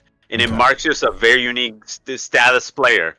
You know, like back in Vanilla WoW, it used to be like you will inspect dudes in Ironforge, and you will look at the fucking epics, and it was like, oh shit. Right. Well, in this, it's like their little transmog says a lot more. Their titles say a lot more, right? Okay, gotcha. They really hammered in that if you have a title for something, it's important. Gotcha. So this one is crazy. Like, read this out. You will earn exclusive titles while staying at level 1. At level 1. What is the challenge, right, for this? So you have to, for level 1 Lunatic, you have to score 1,000 honorable kills as a level 1 character. Right? Oh my god. It's hard. It's Twink City. People have done it. There's people that have finished it. War mode is just like so the default for the server is you're not PvP flagged. Right. But if you come into the world with war mode on, you are always flagged, That's even what in I'm your doing. capital cities. That's the one for me. And your reward for this is more experience from the get-go from everything you do. That's the one for me. Yeah, and you can see that I'm engaging multiple, right? Right. Oh shit! You can turn them all on. Dude, you can go hard. This one What's is exhaustion? Oh wait, no. I'm sorry. Go back to Boring Adventure. You were going through it. What is that? So boring adventure is you've seen the Make Love Not Warcraft episode of South Park. Yeah. Yeah, where they go and kill pigs to level up. So you can still get experience off of the boars even if you're way out of level range. Okay. So hang on, no, you gotta kill level appropriate boars, bro. Oh. But they've added boars in every zone, so you can level through and go kill boars your life until you're 60, bro. Like they supported the challenge, right? I don't understand why you're laughing. This sounds like a great way to live. This sounds like so much fun. I could spend just hours murdering pigs. Well, back in the day, I think when pigs off to the great farm beyond. Well, see, all the nerds that were watching Make Love Not Warcraft were like, that's not how it works. But then we also didn't realize that this was around the time that gaming was going mainstream, and it signaled the end. It signaled the end. Oh yeah, and you get titles with these, right? Like Right. you know, once you get to 60, you get a title, I and wanna it's do a war unique mode. title. No one else has it. I don't think you get a title for war mode. You just get more experience. Vagrant's Endeavor is only stuff that you find that is garbage, like common or poor quality. Once you get to But 60, though, then you can equip normal stuff. Yeah, but if you pair up, right? If you pair up Vagrant's Endeavor and Traveling Craftsman, you can do both of them, and you can make your own weapons so long as they're not green or up. Which is a good way to do both. You know. Shit. Yeah, as long as they're shit, you can craft them, and it worked. That's fair. Shit is better than nothing. What's exhaustion? And exhaustion is no more rested experience. And rested experience, it is powerful in this realm, right? Okay. Because it's not just I'm gonna get in the game again because you gotta see this, but Okay. in this game they added a couple extra things, right, that you can just use. And one of them it came with this profession, which is survival, which is a new profession they added. Okay. It's kind of like cooking, it's kind of like fishing, it's kind of like a secondary profession that you kind of just have. Right. But you know, just like with first aid, it's really powerful. And the thing about it is that you get this thing, right? So let me go to, where is it? Survival. So most of the stuff is kind of like okay, you know, it's stuff that supports the gameplay here, like these cleaning cloths. Right. Because you do put stuff in your weapons pretty often. I do at least, and I usually have to swap it for something else. Right. But the real like thing that is why Traveler's everyone tent. does this is this thing. Okay, You you reading rest that? may gain rested experience can only be used outdoor. Oh, so you can just you can use the tent, log out, and get rested experience. No, I'm gonna show you. So I'm in. Well, you know this place, Light Hope. I'm gonna get out of here. Which there's a lot of people here. Actually, yeah, you could just drop it right there and they'd love it. Well, I don't have one, so because I'm Oh. 60, I haven't carried one of those in ages. But I've we're gonna got go. one on me. I'm just gonna go outside Orgrimmar. Oh yeah, and there's a lot of people that play this game, as you can probably tell. I'm in Yeah. Orgrimmar, which is the least populated of the capital cities, Right. because Alliance is far more popular, and there's a ton of people, and there's always stuff going on. Okay. So if I so should I well so if I roll a human, I can still group up with you, right? Yeah, that's even no even though I'm in like, war mode? Here we go. Here's the yeah, that's no issue. Okay. Like this is one of those tents, right? Okay. And like you see how there's like a billion people on there. Right, I'm gonna right, kill the music. It's because they start gaining rested experience, and like it takes you 10 minutes, 5 minutes total, to go from 0 rested experience to 150% rested experience. Oh, So so you're you just always pop the you're tent, always you go take a leveling. shit, and then Yeah, you and then come by back. the time and you get back from the right? bathroom, you can gotcha. Yeah. And for a level and a half, you have rested experience, making double experience on every kill. Like, you know, it is a fast way to level, and it's popular because of that. That's why people make ults. That's why people are not so uptight about like raiding and joining groups and doing stuff. Like I was explaining Vor, right? Vor had this idea of like classic WoW having like you need to get all this gear before you get started with shit. Like, no, dude. Right. You get some gear so you can hit stuff, because they've done downscaling on the raids. So you don't have to go to Molten Core with 40 people. You can, by the way. You can. And you get to fight the original bosses, same experience, you know, blah, blah, blah, blah. But if you only have 20 buddies, and that's all you got, or if you got 15, Right. that's what you're going to take. And you can take those 15 and kill bosses in there and get gear. Okay. Like, that's no issue. And it's a lot more of a relaxed experience. You see how like there's what Dune They've got looking fucking for, Vulkan or- drivers for this? Holy shit. Yeah, dude. And Enables Vulkan-based rendering mode for better performance. Wow. I don't know if you see they're looking for more MC 16 out of 20. Yeah. And they're looking for people. It's like, yeah, you can relax on some stuff. CG I do as a 15-man because it downscales Hakar to like a more manageable thing. So you don't have to sit there and take fucking 4 or 5 blood Can we stacks. bring the corrupted blood plague to the populated areas? Damn it! They no, patched that shit. They were so good about that, dude. Like the amount of people they have to do. Right. It's ridiculous.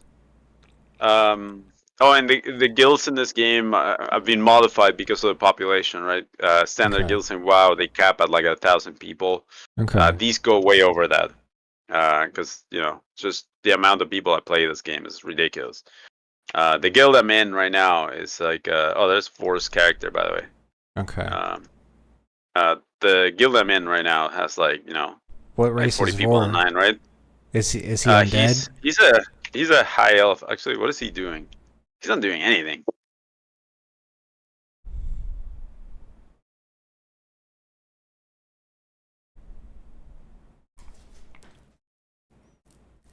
I'm gonna, so you can see what I'm talking. So he's Alliance, right? He's pink. That's a paladin. Okay. Let's see if he's there though.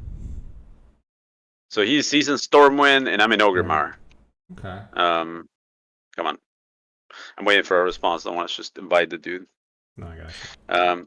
Actually, I can invite you. So, and it's the same kind of stuff, right? Damn, no one else is online, really. Hang on.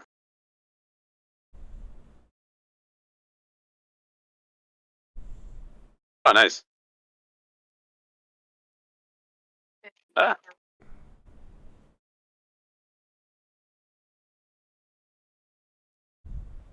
There goes 4, right? He's in a group.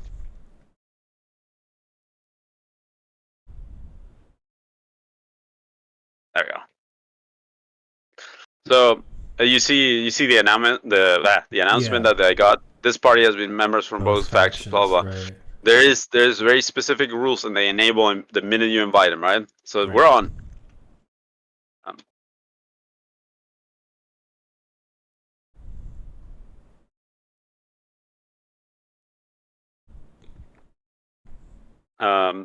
So they did a really, really good job with that, and they also added some stuff that's more like more I guess like more modern WoW players are gonna kind of recognize this, the group finder, Right. kind of, because this is the classic group finder. This is not looking for. That's not the just stay in the city and auto queue for things and never leave. Yeah. Yeah, no. So like, let's say like it's me, right? Well, right now because of the mix in groups, we have like so Vor is 60, I'm 60, but she's not, right? So she's 30. But we can still look for level appropriate gear here, or for her, into like the stuff that she can do, and it will be on range for her. My love, I'm gonna kick you out. Goodbye. And now it opens up. There it is. Yeah. Yeah. Okay. Different range. And so you queue up for this, right? And it's the same process, right? You queue up as a tank, healer, or DPS. You go to the thing.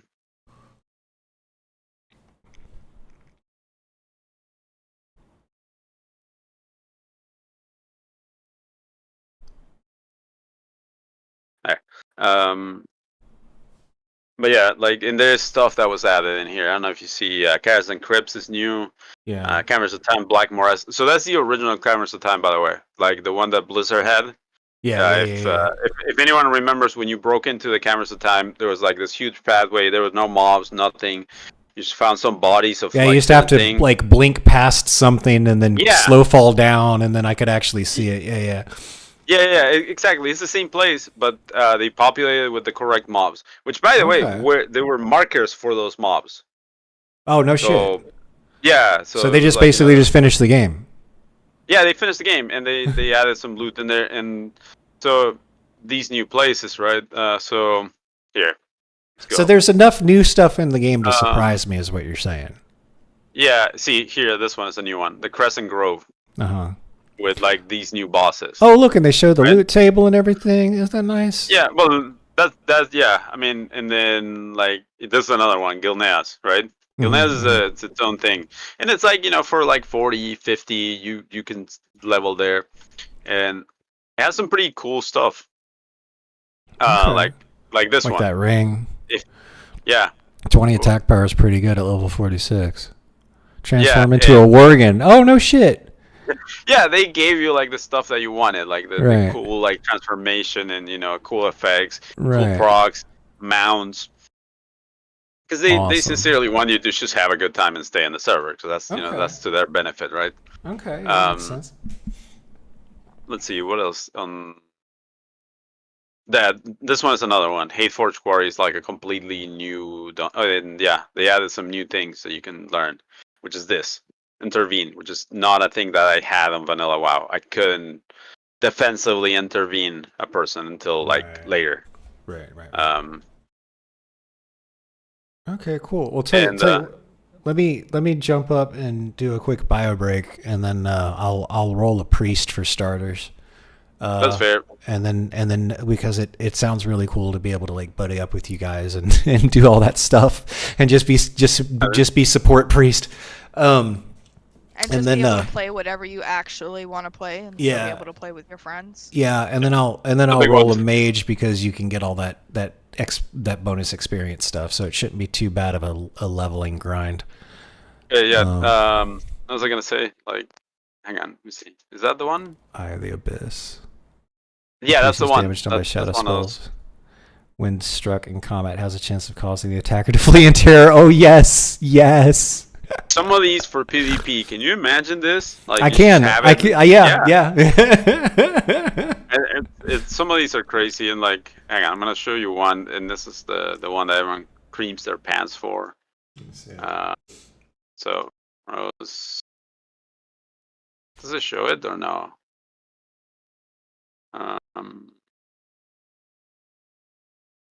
It might not show it. Hang on.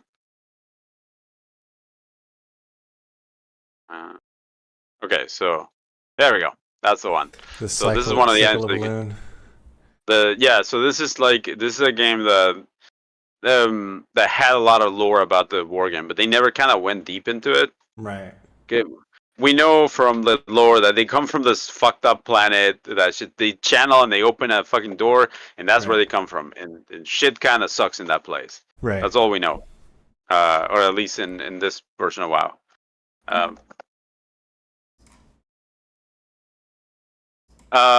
Do you want to do like a bio break for like 2-3 minutes? Come back to this. Yeah. Let me. I'll be back in 5 tops, but I'll be back soon. Sounds good. All right, let's do it. I'll be back.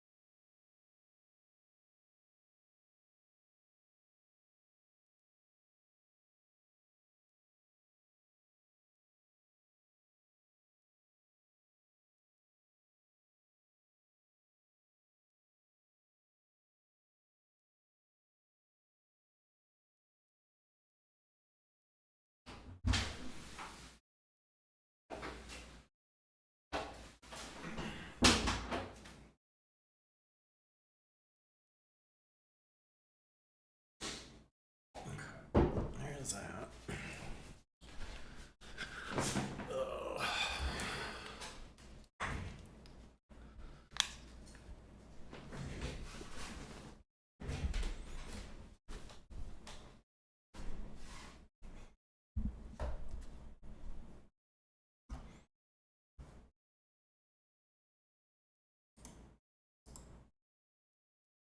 Okay, I'm back. Hey, welcome back, dude. I'm having a coughing fit. Yeah. Puff, Sorry. puff, pass. Puff, puff, pass. It's these damn Texas allergies, man. Them trees, bro, killing me. Ah, Christ. All right. Where did we leave off at? You got done showing me the loot stuff. Oh yeah. So they want you to be comfy in your spec. You're doing damage. Mm-hmm. Cool. We want you doing damage. Right. Let me see. Where's this one of these guys drops. Oh, there's good shit for everyone in these things, right? Right. There's some utility stuff that's weird. Like you see these. It's like if you have consecration down, it's a straight up 5%, like a support consecration. You are lowering the damage that someone takes. Right. Drop rate 20%. They want you to have that.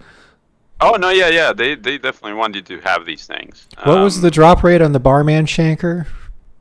Oh, hang on, let's go look at it. But, BRD, right? Yeah. Oh, where's Shang, dude? Let's send this to Shang, dude. Like, that dude spends so much time there, dude. Jesus Christ. Okay, so we're gonna be here, and then here we go, 18%. Jesus. So lower. So yeah, no, and they added new stuff, right? So like, there's new stuff in like Molten Core, for example. There's let me see who. It's gonna be the trash. So in the trash, they added a couple things, right? This is new. That wasn't a thing that was there. Okay, yeah, that makes sense. Oh, by the way, they really support like the off specs of things, like where you grab weapons that are not exactly desired, and Right. but they create all these items to support them, Okay. make them really, really, really good. If you're stuck with like just these two claws that you can only use, and mind you, one comes from Sapphiron, and I think the other one comes from some other fucking boss, and you get two claws, and that's the claws you use. Period. No other claws, because there's no more in the game. Right. But you get this belt. Let's see here. Increase fist weapon. Ooh! Improve your chance to get a critical strike by 1%. Damn. 1 crit plus 5 fist. You're a level higher by plus 5 weapons. Just right? putting on a fucking belt. Yep. And yeah, they added some other stuff because hunters kind of needed something else, and you shared the loot also with shamans there. This is like, because there was no other necklace for like warriors essentially and druids. This is more druid though, because it has armor in it. Yeah. But your other necklace for this was this thing. Oh, that's right. Yeah, look at that. Do you see that message in After the yellow? face of death at the hardcore challenge has begun the Inferno challenge. The Inferno challenge. So hang on. So What's we're talking the about Inferno the hardcore channel. Right. So you get to 60. At 60, it's like, all right, do you want to keep going, or you've made it? You can take your titles, go home. You've made it. You are now known as so and so the Immortal. Do you want to keep going? Yes. All right. You want to activate the Inferno challenge? Yes. Are you sure? Yes. You now have to clear raids without dying. Oh, fuck that. Every final raid boss that you kill gives you a title. Oh my god. There's a total of 2 people in the server that have all those titles. Like, it is truly an infernal challenge that not a lot of people get through. That hurts me just thinking about it. Like. Yeah, imagine what they like the near heart attacks, the years of their life they lost when they were like almost dead. Right. Because like I've accidentally fucking died in a raid before. Yeah, no shit. It didn't take long. And it's like 40-man raids too. Like I don't trust 39 other people that much. I don't. There's no other way. Yeah, that's rough, dude. So, but but it has been done, and it's the fun is in the fact that it's there. It's possible. You can do it. Okay. So where do you get your? That was your goal. Right. Where do you get your mods from? Like your UI mods from? Me, I did it the old school way. I went and sourced them from like the original sources, and downloaded them and made sure they worked. But there is an easier way. So Turtle WoW has a launcher. The launcher has some add-ons on it, which are the core add-ons that you're gonna use. I think the only stuff that's different for me is like I have bongos. I have I have Rat over there for like cooldowns for people. Right. Oh, hang on. I forgot the biggest feature in this. Okay. So the root of the server is an RP server. So if you really dislike RPers, you're probably not gonna like the management team here. No, it's okay. Because the management team all loves fucking RP, dude. Like they are like 100% like character. I'm like, dude. Yeah. I like I've done my role playing. I've played Vampire the Masquerade and Dungeons and Dragons and a couple of and Cyberpunk tabletop and stuff. But like WoW was never my thing for like the role play or like the story. Yeah, it's like I already knew about Warhammer, and I had been a Warhammer fan for like a decade before World of Warcraft came out, and I just like would roll my eyes every time they'd tell me about a storyline. And it's just like it's like it's not my thing, but I get it, dude. Some people like love that shit, and like there's the other side, which is like the typical fucking guy thing of like we're gonna like hang out with your buddies in in Goldshire, go what's it ERP like the erotic role play. Oh no. It's like, no, dude, you don't understand what roleplay is until you see the products that these people have put out. So here's the preface for this. These guys RP so hard that they put an in-game radio run by a goblin. It's fucking great. It's a fantastic radio. Yeah. Sorry. Yeah. So she's heard it. I've heard it. Like, oh my! Like, do you load it in the game? Do you load the radio in the game? You load it in the game. I'm gonna like Fallout style. Yeah, no, better. So I'm gonna go ahead and start it because like it comes default when you download a TWOW client. You see this? Okay. Broadcasting company. Yeah. Okay. So you click that. You click which There's one two you channels. Want to hear it from. Okay. Yeah, and it's just in case the other one goes down, I think. And sometimes they have live DJs, and if you don't want to hear, what someone's playing, you can swap to the regular broadcast. It's just, be like in your what do you call it? Can I be a DJ? I believe this is what they call in your own world. Yeah, you're in your own world, and yes, you can, dude. You can apply. I've made so some many content ideas for these guys. Now I want so you to many listen ideas. to this for like we're gonna play for like a few minutes. Okay. But there's usually. Why don't you help the man download it so he can play an? I gotta download it right now. It's updated everything. Yeah, I'm ready to go. Yeah, so let's get him in. Dude, yeah, like okay. Let's go make a character. And by the way, this is like the music that plays. Yeah. Okay. Let's see you play, motherfucker. All right, let's see. This is the music you're gonna be hearing. There's like, we're just gonna let it play, but yeah, like go ahead and start like getting ready to broadcast, dude. Okay. I wanna see you make your character first of all.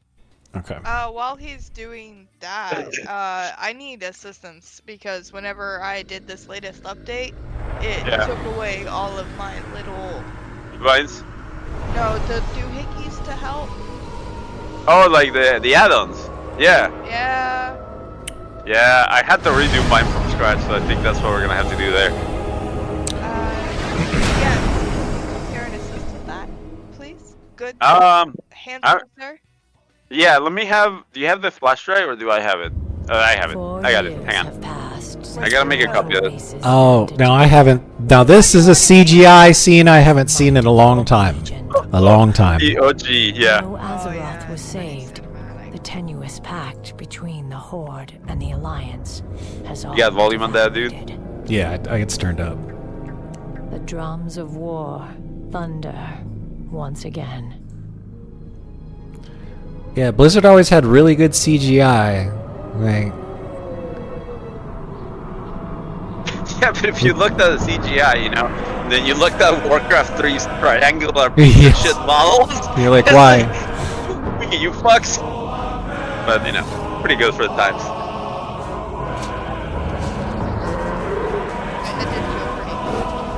What am I gonna do with all this thick leather? I simply do not have enough bag slots for all these supplies you sent me. Yeah. Hang on.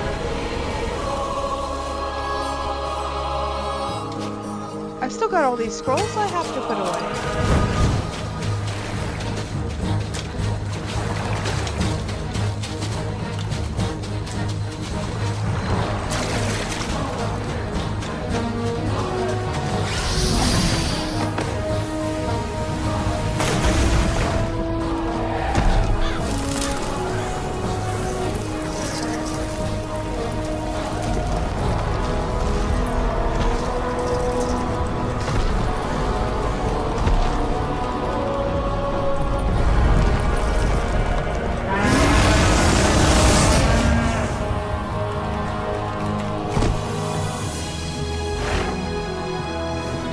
You know what's crazy?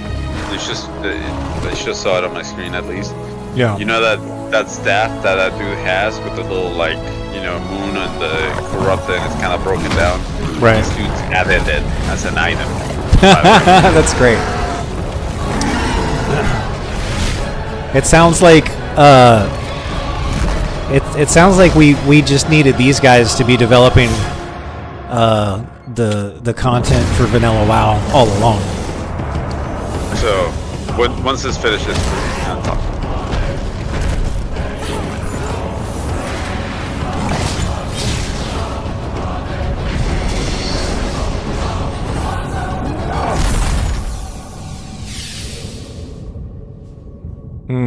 Nostalgia. I just nostalgia'd a little in my pants. Oh, hold on. Let me sign in real quick. I'll Oh yeah. Yeah, there we go. Yeah. Yeah. Some privacy for that, please. Yeah. So while you do that, funny that you should say that about like that these should be hired by the WoW. So there was a developer that worked here.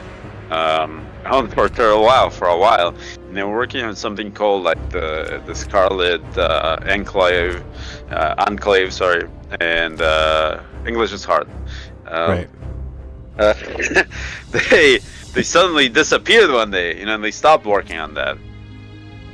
And then you're on the Blizzard PvP server, right? In Northern Hour. No, I'm not on the PvP server. I'm on the RP rule set. Yeah. That's the one with all the people. Trust me. Like, just go to that one. But we can PvP on there, right? Plenty of PvP. Yeah, there's plenty of PvP. Like, yeah, that's no issue. I had like 3 requests for PvP while I've been on since I joined this voice chat. Gotcha. Yeah, like it's just kind of, it's there. So this developer disappeared, right?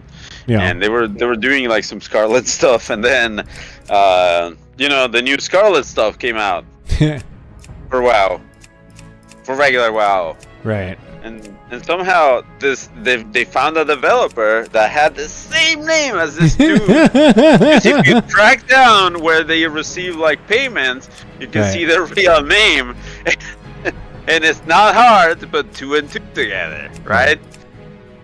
So yeah, obviously, very obviously, Blizzard has been hiring from like the private, server scene, because they've honestly been doing a better job. Right. So why not? Like Blizzard has real money. Like, right. They could make some pretty awesome changes for the real game. and maybe bring it to, you know, a point that it doesn't suck. You know, that'd be nice. Right. But you know, that's fantasies. Instead, what they're doing is a kind of a brain drain from like the private WoW community, which is not too many developers. Like they've you can count them in like 2 hands, 3 hands. Right. The amount of developers they've taken into work in house, but that's a lot still.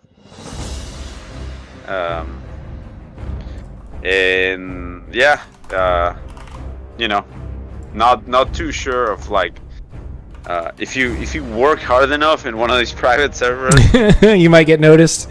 Senpai might notice you.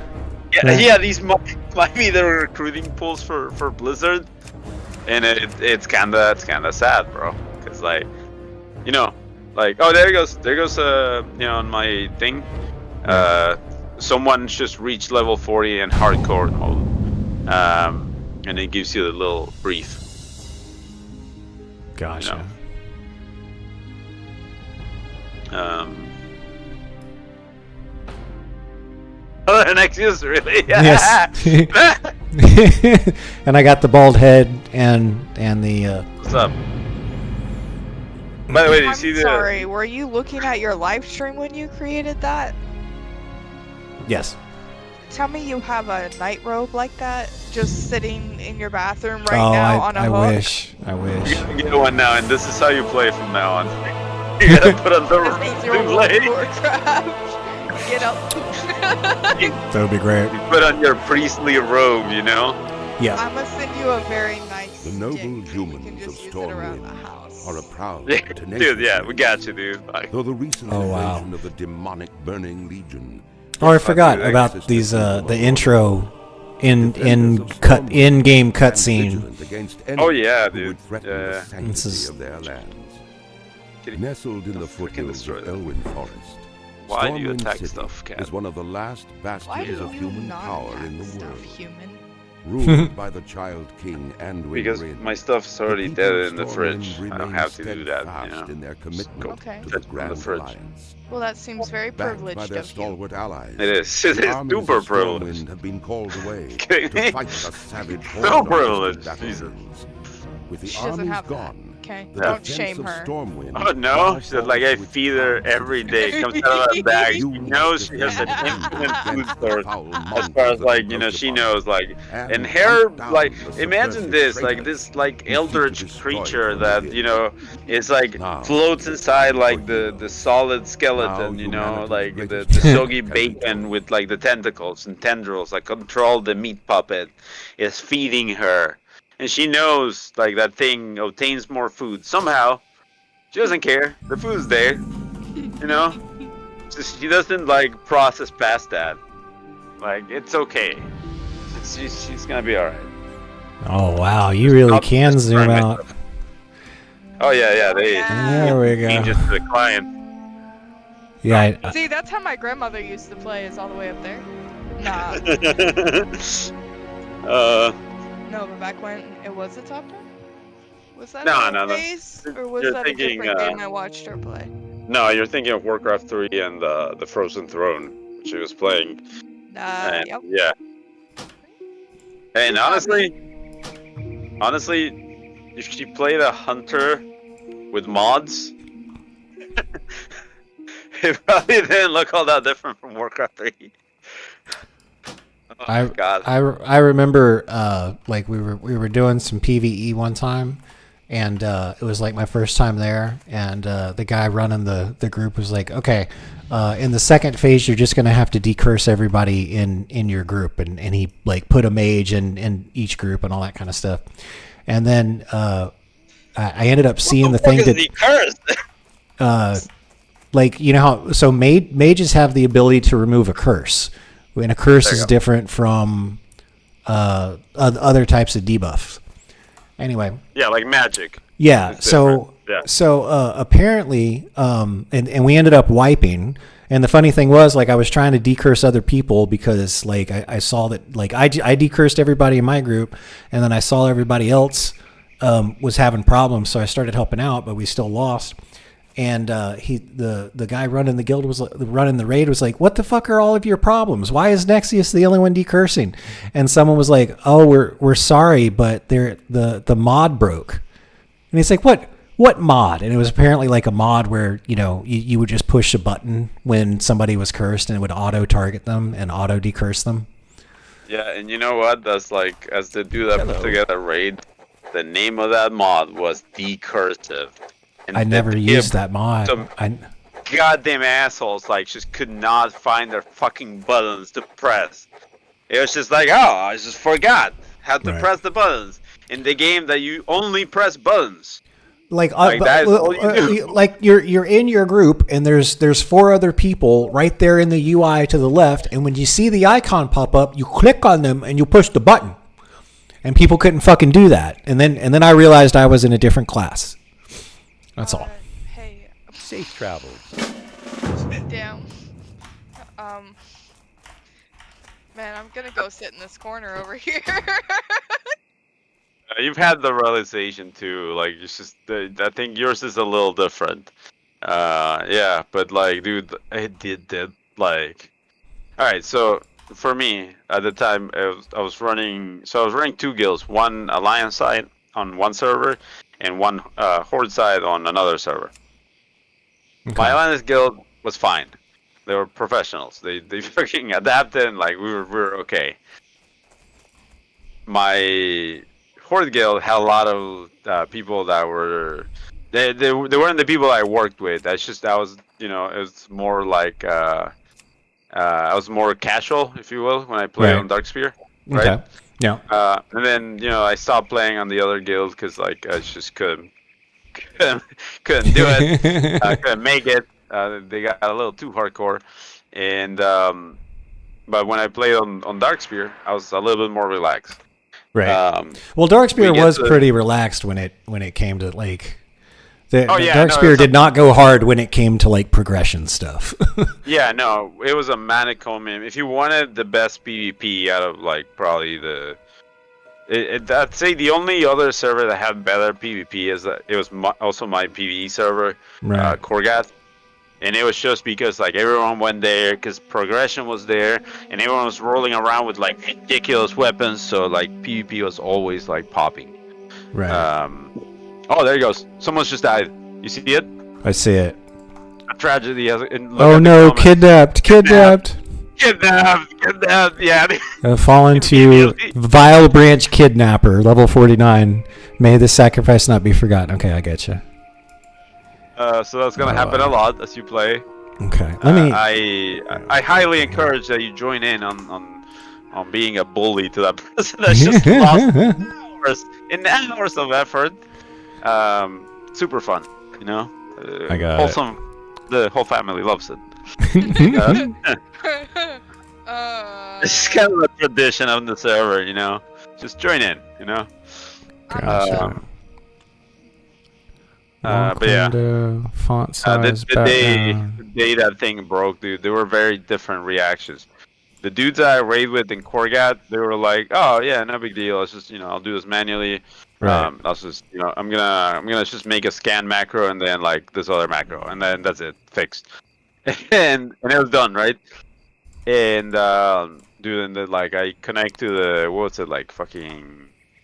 I wasn't even TeamSpeak. It was Ventrilo. Right. It was Ventrilo. I connected to Ventrilo, and because I had just finished work or some shit, and it was like, it was long before I was back in the States, but I was like, I finished work, and and basically they were talking about like losing the cursive, and it was like this fucking tragedy. It's like, I don't know if I'm gonna be able to play this class anymore, dude. Like, it's so hard. It's like I realized, dude, like, man, those other guys are hardcore. Like, right. These people were like, "Yeah, you just destroyed my class, bro. I can't play it without that." Because you can't play it with the mod without the mod. That's crazy. Yeah, and it was like, wow, like, yeah, man, that's rough. Like, I don't know, I've had like UI like stuff like that, be broken on purpose, and I get it. You gotta activate your instant quest text because I just saw it materialize slowly. What is that, dude? Oh, yeah. Hold on. Oh, dude, no, there it goes again. Jesus. Interface options. Yeah, here we go. Yeah. The Sudoku became clear in my mind for a second. Watching that. Hey, be nice, okay? Sometimes Instant we have quest to watch text. the There it is. letters Buff to make sure we durations. read it correctly. Dyslexia is a bitch. Oh yeah, dyslexic sucks. But Hey, next, can I be that super clingy fan and add you, bro? Yeah, go for it. Yeah. That's a great. Oh, yeah, your name shows. So. By the way, yeah. Max camera distance. Okay. Damn, dude, what do you name your character again? Father Nexius, all one word. Father. Oh, you should have done Padre. Well, I can go re-roll real quick. You're level 1. I mean. He said it's not too late. No, dude, keep your name. We're good. Alright.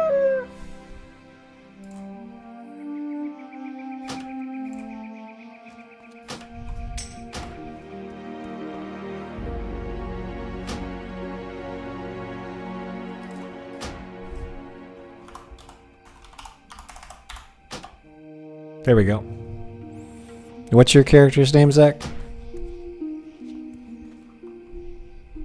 Are you gonna send him?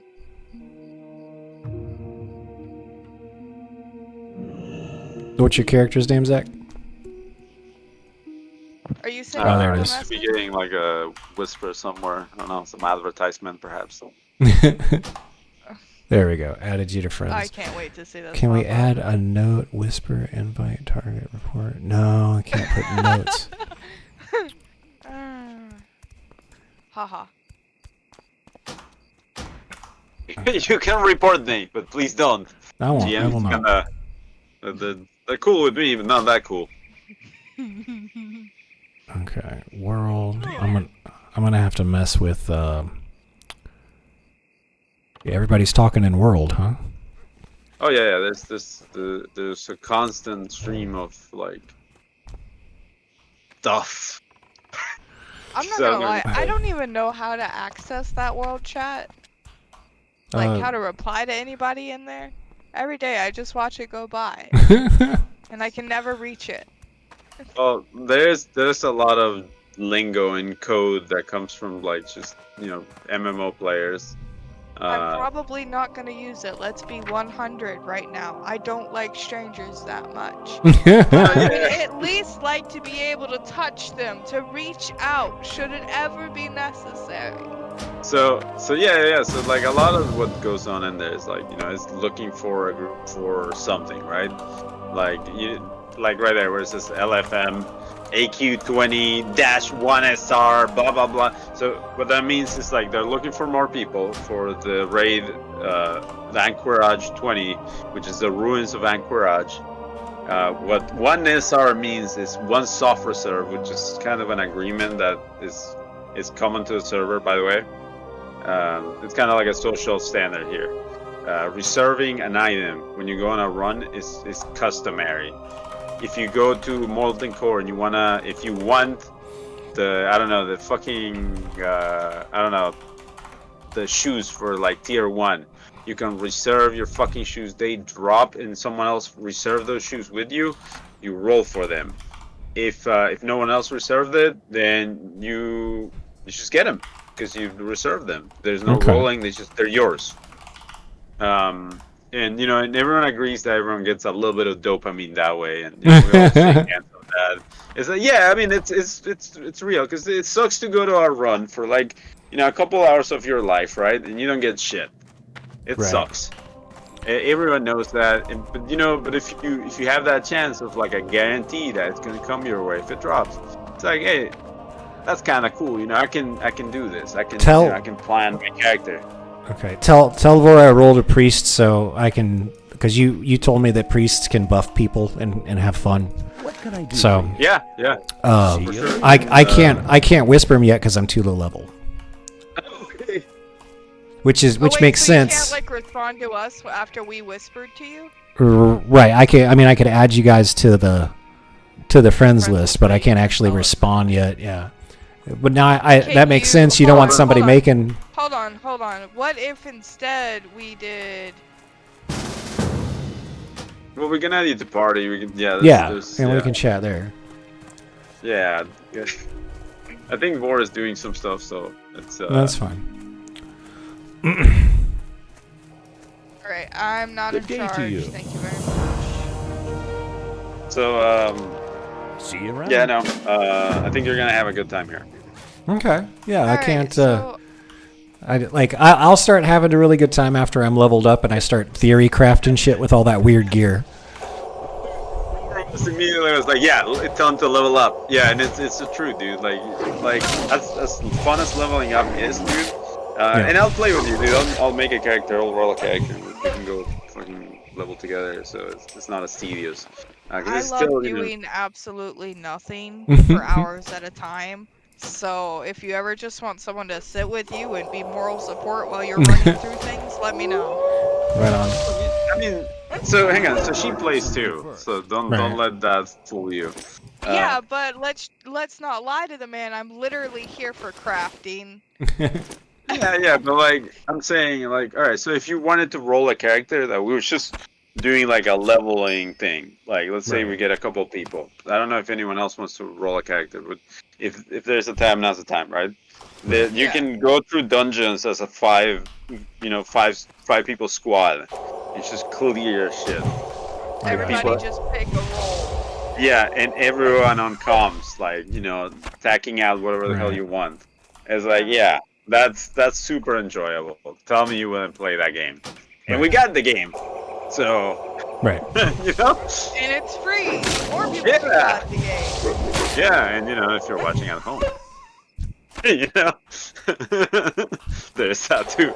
And did they adjust some of the drop rates? Like, because I remember it's like kill 10 of these wolves and get 5 of these things, but the drop rate was atrocious.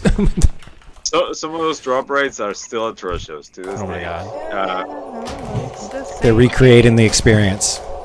But they did relieve some of that pressure by essentially making like so like how they make you kill like wolves for the pelts and like something else for like the Defias guys and something else in the human starting zone. Usually you are fucking destroying those things, and like you quickly out level them. You gain a level and like you are ahead of them. Essentially that happens a lot. And you keep getting ahead of your zone, so leveling is easier. They really went for like the really chill experience of of like kick back and just kind of level pretty fast, right? Because we want you in the end game. And dude, in the end game they added a lot of custom stuff that's nowhere except for here. Okay. New storylines, new quests, new stuff you do around the world. Right. Like all the stuff that you used to do, like summoning bosses. Well, there's new bosses you can summon. How are you? The way that you get the pieces, like one comes from CG, right, from the fishing boss, and drops this thing, and then you gotta do this other long quest that takes you to Northrend, and you talk to this walrus dude, and you do his quest, and you're in Northrend for a bit, and and it's shit like that. These guys put like a ton of effort.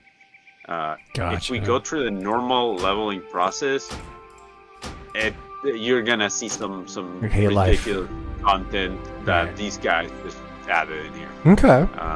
Yeah. So I highly recommend this, and if you know of anyone that wants to play, it's a good time to play. I get it. Let's see here. Perception. It's a great time to save money. Needs to be. Yeah. No shit. Yeah, that too. Key bindings. Oh, by the way, they have a content creator program. Oh, really? Yeah, I'm a part of it, but I've been like kind of hands off for a while because haven't been doing much stuff. Let me get leveled up and start doing some PvP, and maybe I'll start making some PvP music videos again or something. Yeah, dude. Like, Hey there. honestly, there's lots of stuff that you can go around in here and like just really show it to like some of the old school WoW players. Yeah. And it's gonna break their mind, dude. Like, why didn't Blizzard do this? Because they were too busy counting their money instead of actually doing anything.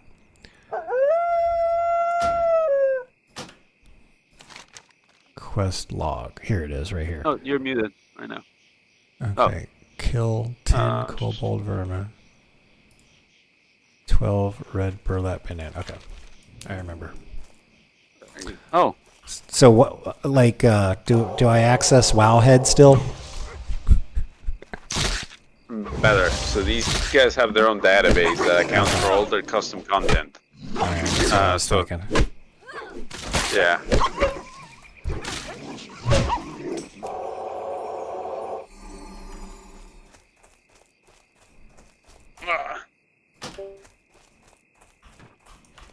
Yeah, I gotta. Unfortunately, I can't extend too long tonight. I gotta work tonight, and I gotta start making coffee, getting ready, and all that. I gotcha. But yeah, if you wanna, you know, stretch the old legs and do some leveling, dude. Yeah, I'm down. Okay, yeah, I can put in. I am not restricted. I mean, I can probably play for another 2 or 3 hours. Yeah, she is correct. I'm the only one that's time constrained here. Right. Oh, I'm gonna start making that coffee right now. But I was gonna get close to. Do you want some coffee as well? Yes. Okay. What kind of question is that? Just bring it. I left Light Hope's Chapel, right? Yeah. And then now I remember that I needed to be there, and I just kind of have to fly back. And I forgot how long of a trip, because it's a bit of a trip to get back. Well, but that's one of the things. That's one of the things that made World of Warcraft special, and it made it feel big. Instead, like that's what they screwed up later on. Like you just teleport all over the place, or never leave the city and insta queue into dungeons. Like Vanilla WoW actually felt like a big world because it took you time to get places. Oh, so hang on. So they've made some changes. All right. Okay. These guys have made some changes to the world. They've connected certain places where it was kind of a pain to get to. So they've added. So if you do some raid content, you can get a book that will give you the teleport as a mage. It will give you the teleport to either, if you're Horde, it will give it to Stoneheart, and if you're Alliance, it will give it to what's it called? Terramore. I believe. It's either Terramore or the other place close to, like, Karazhan. Right. And once you have that, you know, it kind of shrunk the world a little bit, because you can take your raids right to where they need to be. Right. But that's not bad. You have to put in some effort to go get that. So it's not like they just give it to you. And not everyone has it, and not everyone uses it. Right. So it's kind of not that big a deal. But they've added a lot of Zeppelins and ships to the world. And those Zeppelins and ships take you basically from like really disconnected places to like, you know, a place like Menethil Harbor. Okay. Yeah, so you can go from there to like, you know, like, I don't know, Booty Bay or like Desolace. You know, there's I don't know if you played Horde, but there's in Hinterlands, there's a Horde base that's way in the back in the Hinterlands. It is terrible to do the navigation all the way out there. So they put a ship that connects that to forget where else, but you can take a ship there, and you know it's not so bad to get there as a lobby. If you're just trying to get some flight paths, you don't have to like do a billion death runs. You just, you just navigate. So a lot of quality of life things. Yeah. It doesn't shrink the world in the way that you expect. It's just you gather with a bunch of other people at a new spot that's gonna be like, you know, you're waiting for a new Zeppelin that takes you to another spot, and that's it. You're doing more social stuff.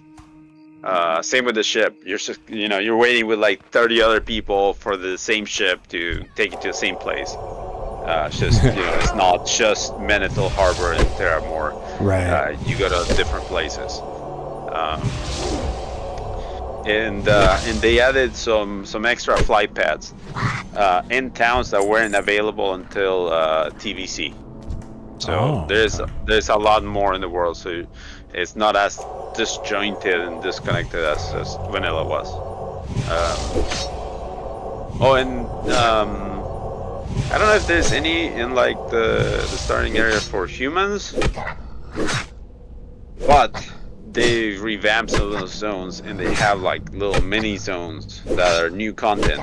And in the map, they appear as not covered by Fog of War from the get-go. If you just go to the zone, you'll see it, and that's a new zone, and it'll have new quests, it'll have new stuff, all stuff that you've never seen, all new. Huh. I think you can see the Scarlet Bastion if you open the map, and it's the very top Scarlet Enclave. That's what it is. You can open it up and it shows you Tyr's Hand if you remember that area. Scarlet Enclave. Here we go. Yeah, Tyr's Hand. Okay, yeah, and that's a new zone basically. Okay. So there's a lot of that. And you can see the maps, dude. Like the maps look legit. That's new. And it looks like a yeah, it looks like it belongs there. Yeah. Original, yeah. And yeah, I'm just landing and lights open. You probably just saw me land. Little dot. Yep. Eastern Plague Lands, yeah.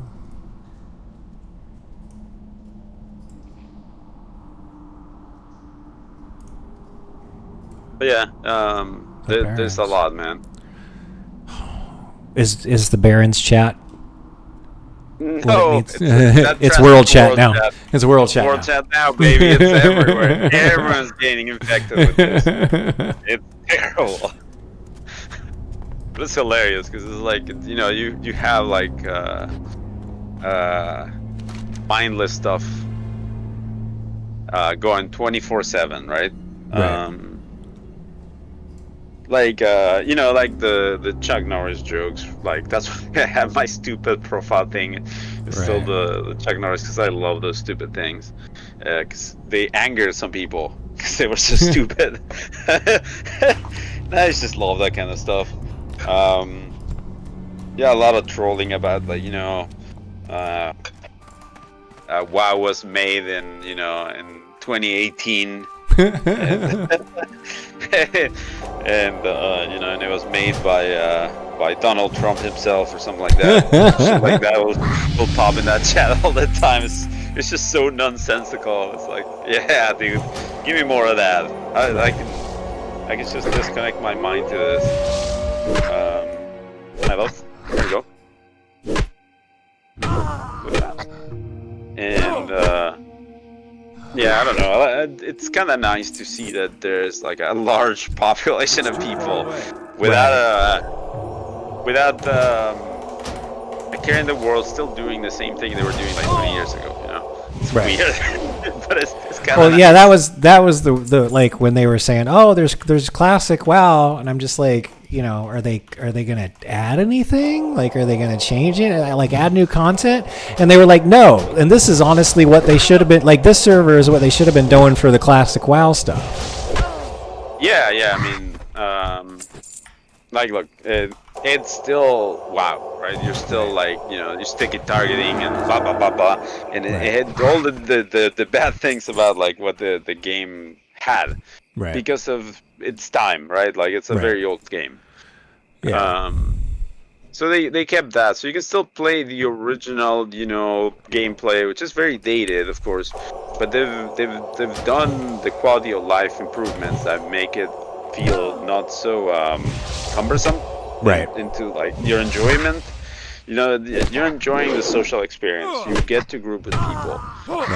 You run around and you're doing like these quests in the there's no I don't know.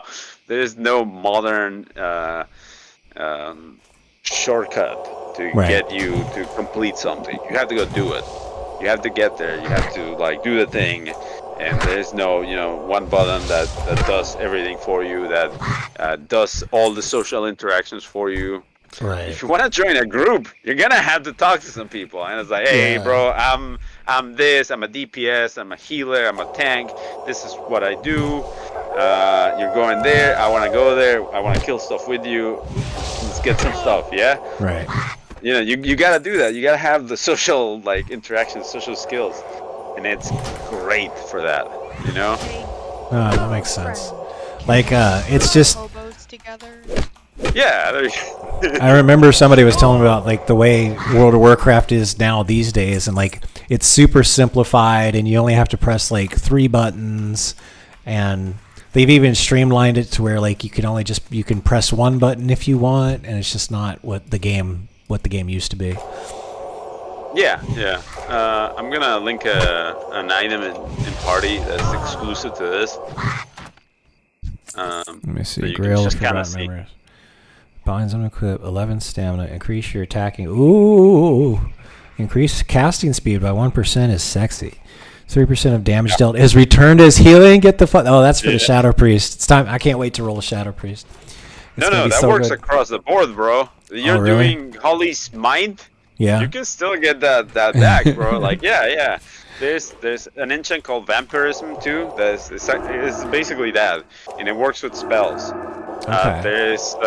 There's enchants for spells, by the way, that go on neck, rings, gloves. It's enchanted. What do you call those things? The armor patches, the armor kits.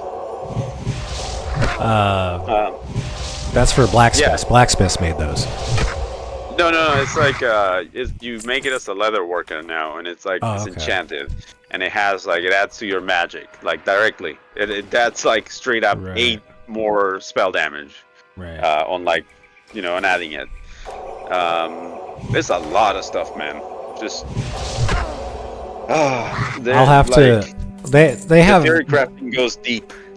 They have data on the website for what the professions are and stuff, right? Yeah, and I'll have to look it up. If you download, so like if you look at the client, the client for TWoW, they'll have some options to download some mods. If you download Atlas from TWoW, it'll be the same Atlas that I was looking at that has all the stuff. All that stuff is like readily available. You don't have to do much. It's there. You click 2-3 times, you activate it in game, and you're good to go. Gotcha. Greetings. Light black. Okay, so here's another one. It's gonna be useful to you because you are a priest. Be careful. Right. Well met. There's another quality of life feature that Classic didn't have, and Vanilla obviously didn't have. Right. And it's you don't have to pay anything cash-wise, like money. You don't have to transact like that. But there's a way you can donate for, the ability to have multi-spec. Okay. I think I have like 3 specs.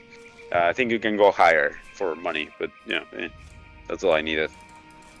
So you can have multi-spec, and it's called a Goblin Brainwash device or something like that, and it lets you reset your spec. Okay. Right? They made add-ons in-house in Turtle WoW for saving your spell set and saving your bars and all that. Yeah. Per spec, so that you can do like what you would do in in retail WoW, changing your spec and it swaps all your shit for you. Gotcha. Basically, they mimicked it with mods. And so that was added to this, and so it highly encourages that you go out there with and test your shit, like your healing spec, your shadow spec, or if you're doing smite, you can have like another smite spec, or like you can have a backup healing spec. They highly encourage people to get out there and play. How long does it take to switch the spec? Can you seconds? Seconds? Okay. Am I still broadcasting? Let's see. I wasn't looking at you after a while. Yeah. Oh, okay, I'm still broadcasting. All right, cool. So look at my screen for a second. Okay. Let me pull it up. There we go. Yep, I see you. Okay, so I've got it here. So it's this thing, right? The brainwashing device. Mm-hmm. I'm planting it down, takes a while, planting it down, come on. Okay. And it's down, right? And it's this little box right here.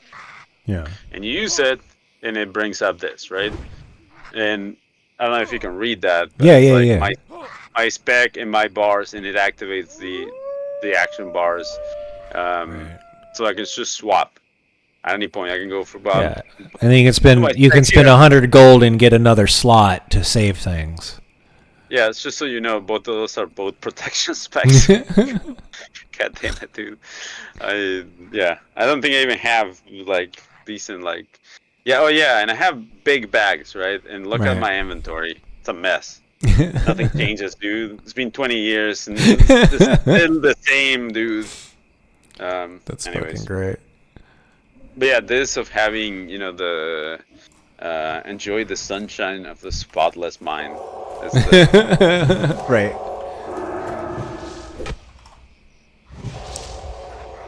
Put it above your head, let it go. That's Bagnon for all the bags. Bagnon. And that's available. Yeah, and that's available from the TWoW client. So if you have the launcher, I the launcher did lets see you that download. launcher. Yeah. Let's see here. There we go. Add-ons. Okay, so there's Atlas loot. So let me hit download on that. Okay, Atlas loot. We're getting that. Big Wigs is another one if you want to raid at some point. Sure. EF Quest is nice. Lets you see quest much easier. Action bar profiles. Save and load action bar profiles. Okay. Yeah. There's item rack too, which you'll find use out of that too. And then like I guess action bars. I use bongos, but bongos is one of those that you kind of have to get in there and put together. You know how you want it to look. Okay. Well, that's I used to make like custom UIs for myself. So. Yeah, that's what I mean. Yeah. So that's back. You can do that again. With bongos. Excellent. Like, yeah, dude. Like, so I sat there and I made my own because, like, dude, like, just didn't have enough buttons for. You know, no, I get it. Like, my autism and my ADHD required more buttons for me to press than they were available from the default UI. Oh, I get it. I forget there's an offering of a UI there, by the way. There's a what? Yeah, there's a complete UI in there. Something PUI or something PFUI? like a complete user interface replacement? Yeah, and it's the whole package. You get like a whole new UI. But I didn't like it. It wasn't my jam. So no, I'd rather make my own. Yeah. Yeah. Which one are you using to make your own right now? What is it called? Bongos. The old bongos. Yeah. Should use that. Bongos. But that's not gonna be in. It's not in the list. I'll have to go get it off of the website. Yeah. You gotta. You know. You gotta get the full experience. Yeah, you gotta do it like in the olden days. You grab your pickaxe. Yeah. You go out to the mountain and then you get the roots till you get the pure internets, right? Then you wash it down in the river. No, yeah, you still have to do the hunt and all that. And thankfully, they allow a lot of UI mods. They allow extended macros. They allow extensions to the client so it can support things like Vulkan, which the vanilla client obviously couldn't do. It wasn't even around, yeah. Yeah, there was no way for the vanilla client to also support the memory ranges that we use now. Right. It's been a long time, it's very, very different tech. To put it like this, the vanilla client didn't even have a 64-bit client. I mean, there wasn't even dual cores out when this game launched. Yeah, it was. I think it was like a Pentium 4 was when it. Like I remember getting the latest and greatest processor, and it was like a Pentium 4. Like it wasn't. They weren't even dual cores back then. I got some garbage shipped to the sand, and it was like I think it was like Pentium 4s. Right. A bunch of Pentium 4s. They ran so fucking hot. Oh my god, Dude, those like- things run hot. Dude, imagine running that in like the racks with like a bunch of dudes there, and they're all sweaty, and like you're generating more heat, and you're the nerd in the corner with your buddies playing this garbage, dude. Right. It's fine. It's fine. Yeah, we almost got like the soap treatment, but okay. One of us just stayed awake at night. It's okay. But no, dude, like this game is so old, dude, that it literally the tech behind this is so ancient that it needed some modernization in order to even support some of the stuff you're doing. Like, you're pulling your camera way back, right? That wasn't possible in the vanilla. Oh yeah, yeah. Like the amount of stuff that you can see, like the amount of characters you can see, and all that, also not possible. I did jack all that up because I saw it in the launcher, so I turned up. Yeah. I turned all that shit way up. Yeah. I can't wait until you actually get to Stormwind. When you actually walk into Stormwind, you see how many people there are in Stormwind. Oh, okay. Because it's like, we come from like the olden days, right? Like the ancient times, and like fucking okay, so the server that we played together in Darksphere had like probably 3,000 people. Yeah. Like, and and when like a couple hundred people, not even a couple hundred, it's like 80 people, because there's 2 raids. They went to kill was it Cairn? Yeah. The The server starts lagging. They fucking they crashed the server, and they got warnings for it. For deliberately harnessing so many players and like making them crash the server. Their tech was just garbage, and just couldn't handle it. Right. What can I do for you? But it wasn't their problem. It was just everyone was running on like posters. Yeah. So yeah, shit. You'd like what you had like video cards that had like maybe what like it was in megabytes the memories. It was still in megabytes. It wasn't like gigs of memory for your video card. Yeah, it was. I remember it was like maybe 256 megabytes. Video card. It was. It was like. Had like an 1880 or something. I remember it was the first time I ever had to plug a power cable into a GPU. I remember that. I remember laughing. I was like, "Oh shit, yeah! Oh shit!" This I was like, "Oh, this is a badass video card. I have to give it a power source. Fuck." And then we come to find out, no, they were just being lazy about routing power through the mobile. It's like, but no, the tech was, from 20 years ago. So like you had to modernize a lot of it. So the client, has a lot of like improvements.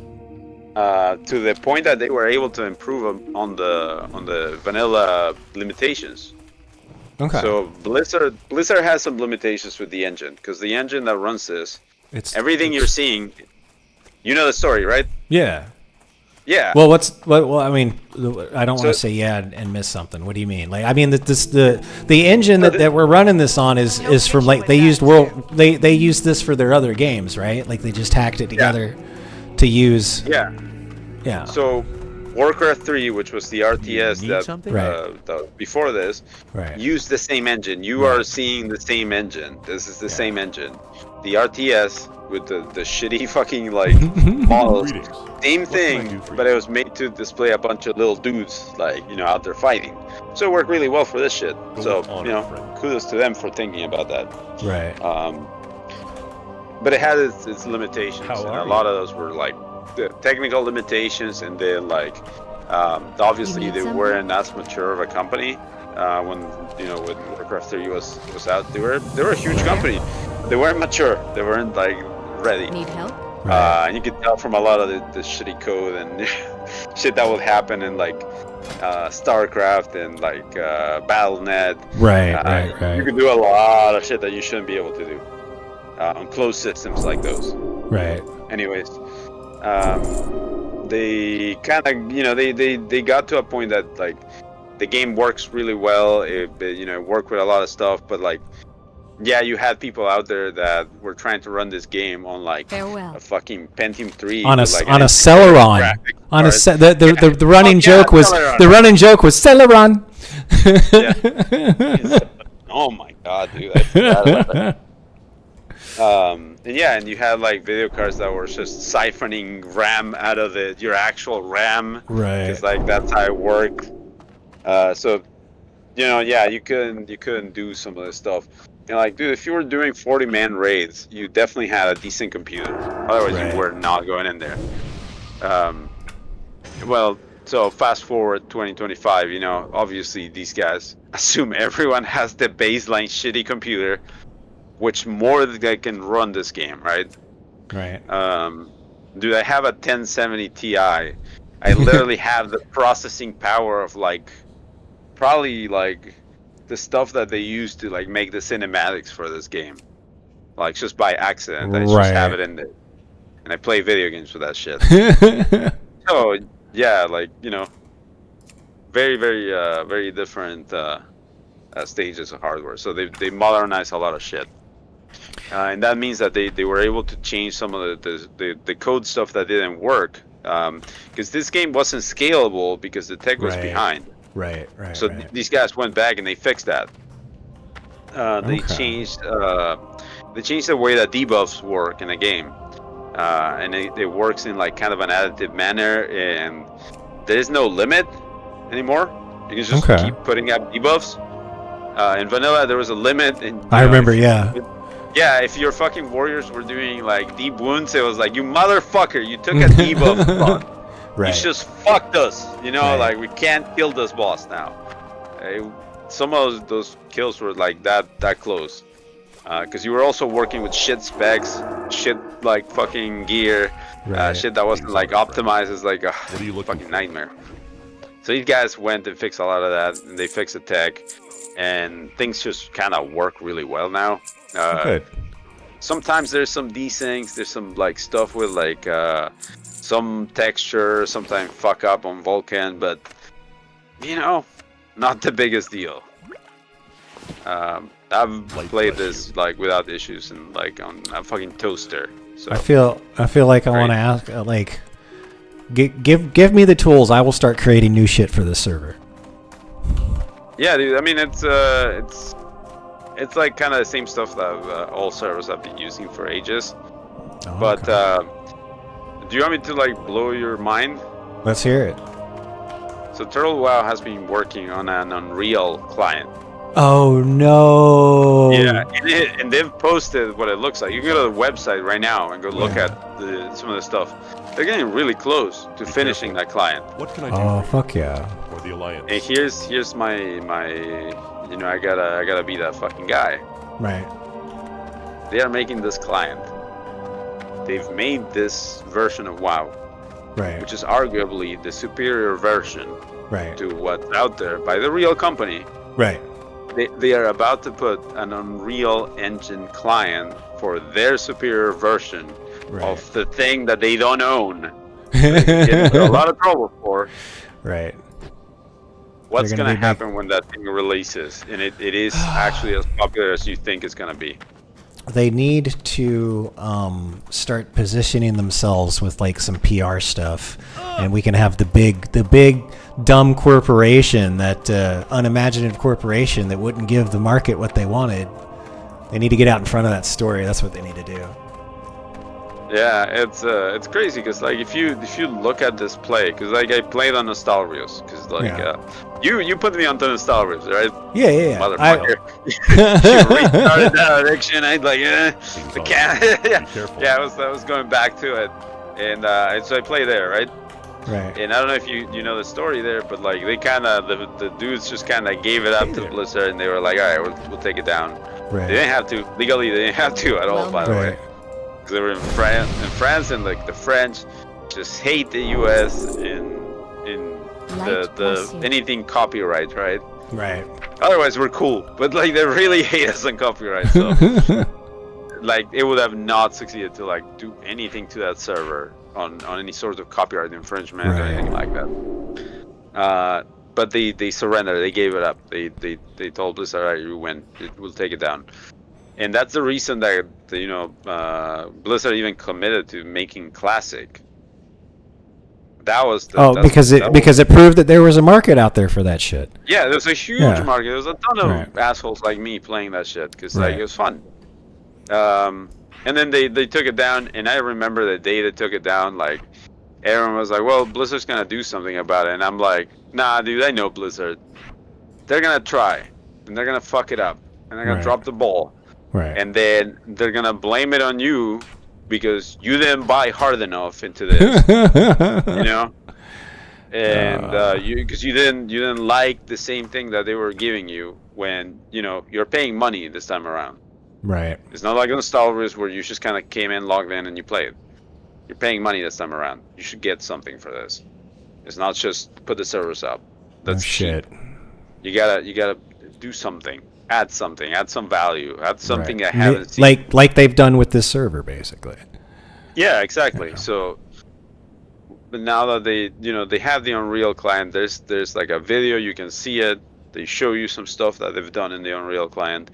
They actually show you their progress on what they're working on, what they're encountering as issues, which is like some of the text stuff is the translation for the text to like the UE5 2D projection rendering is not working as intended for them, and it's clipping the letters a little bit. It's like warping the texture. Not the biggest deal, dude. Like, you are close to fucking finishing. Like, goddamn. You guys have done the work already. And, dude, like, what happens when that comes out? Because I may not have a server to play in anymore. You know? So, like, I'm taking it easy on this. I'm just kicking back. It's kind of, like, I'm playing it as what it is. It's a cool thing that's here today. Right. Yeah, because they might become victims of their own success. Yes, indeed. Attract the wrong kind of attention, Alright, let me go see if I can start my coffee. I'm still on voice, by the way. I'm just not on the computer. Right on. But yeah, dude. I need coffee before I start work. Be right back. See ya. Sausage pizza.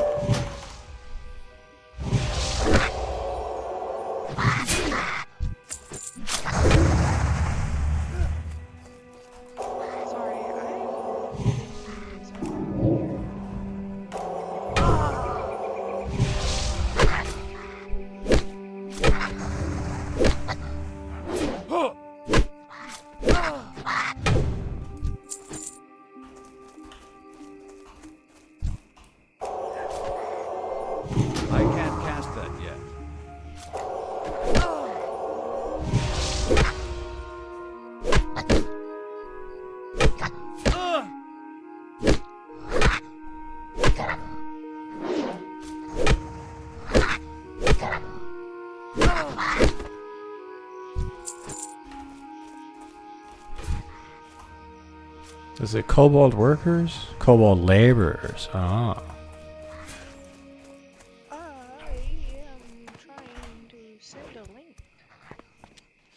for the add-on page so you can go through and read what's some of them that are like easier to access. Yeah. Where are you trying to send it?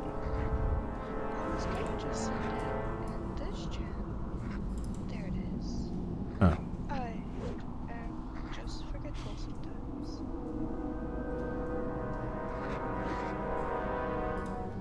There we go. That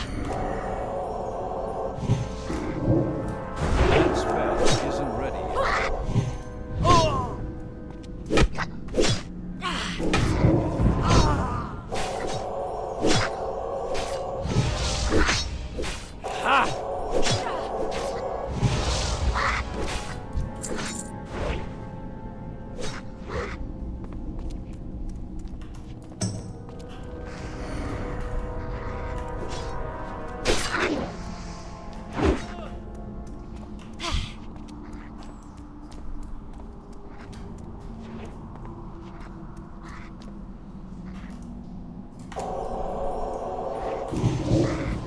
That's still recharging.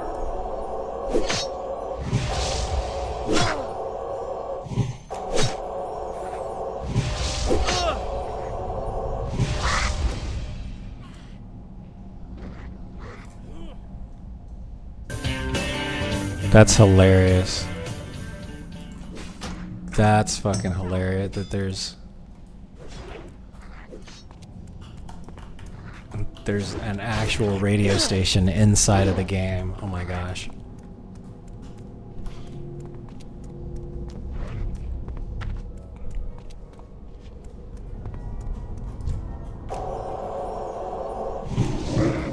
I can't cast that yet.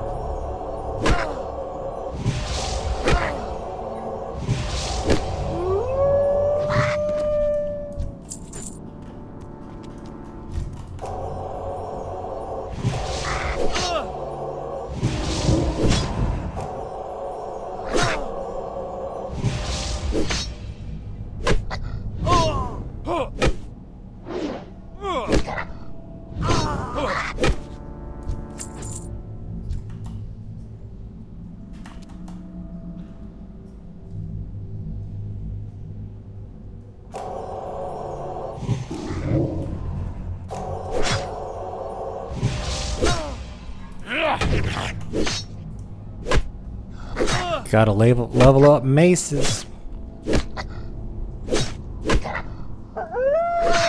back near the computer. I just saw you. I'm leveling up maces. Oh, missed. Gotta swing the mace to level up the mace. Okay, another change. The little, what do you call them? I guess the places where you test damage. And the Horde and Alliance, they get these target dummies. Yeah, the dummy target dummies. Yeah.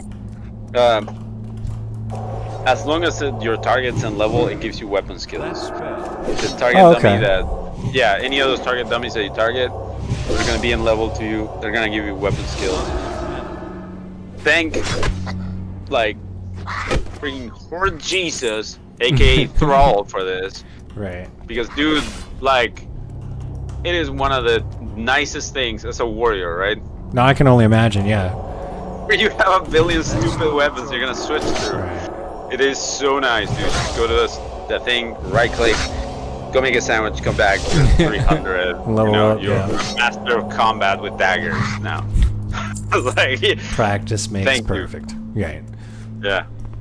Because like that was one of the worst parts about like in having to go out there and get hit by things to force level your defense skill when it wouldn't level when you're close to cap. You know how sucky that was, having to gather a bunch of mobs to just hit you till you level that.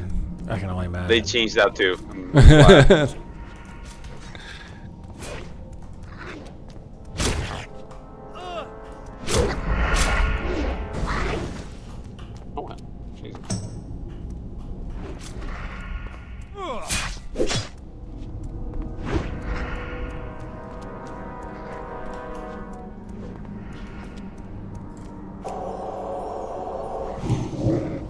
right back. Gotta go check something outside. Be right back. See ya.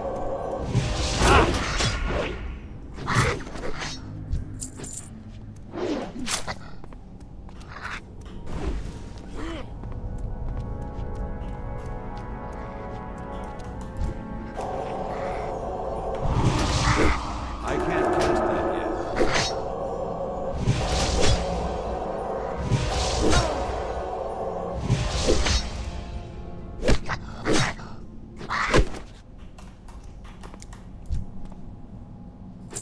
Oh, let's unbind that.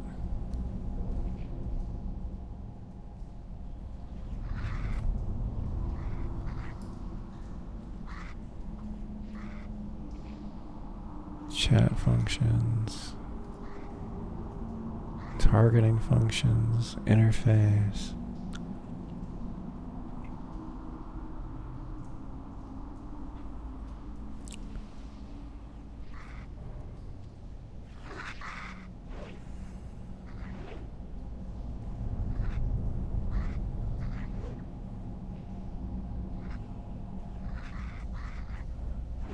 Camera functions.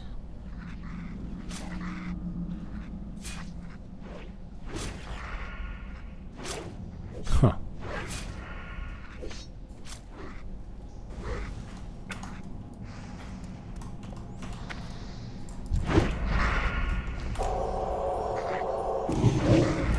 That spell isn't ready yet.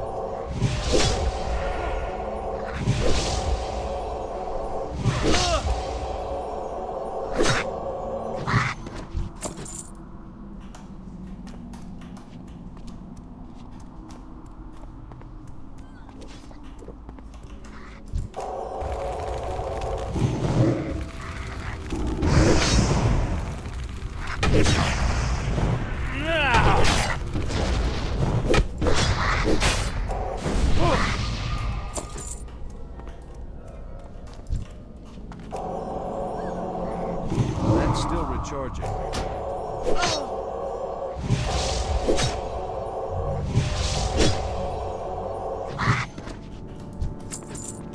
There we go. Sorry, hey dude. Sorry. Hey. Were you saying something? 'Cause I think you cut out. But yeah, hang on, this thing is dying.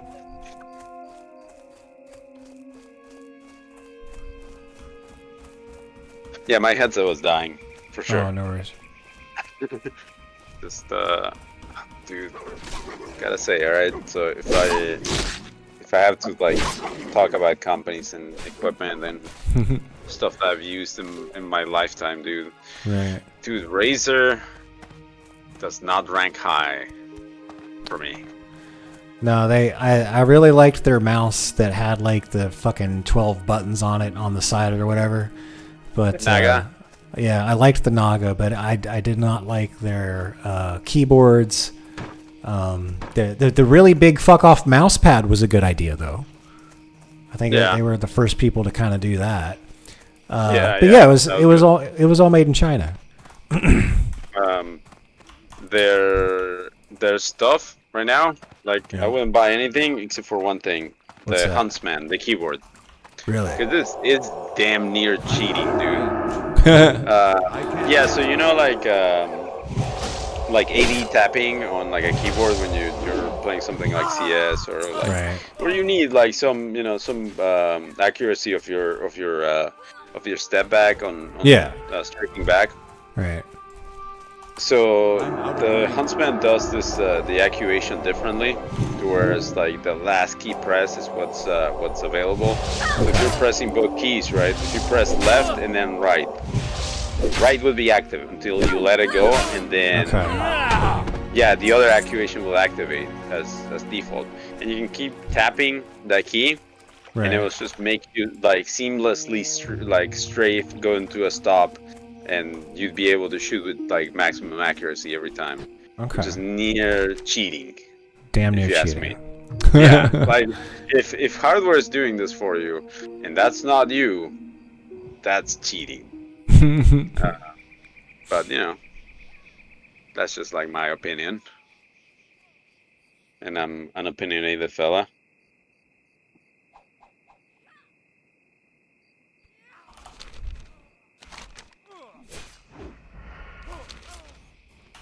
Oh, so I'm rolling that coffee, dude. I'm making that coffee right now. I gotta do work, and it's 10 hours of work. So. Oh boy. Yeah. Here we go. It's not so bad, you know. Where's my auto run?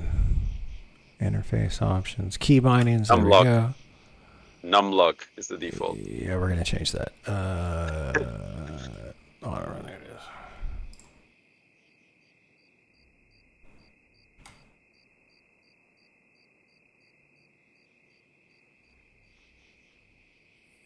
This already.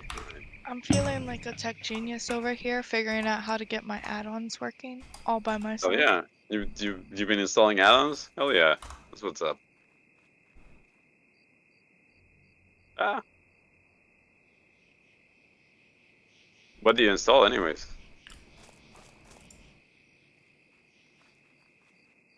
Stuff. Come on, you're not gonna tell me what do you install?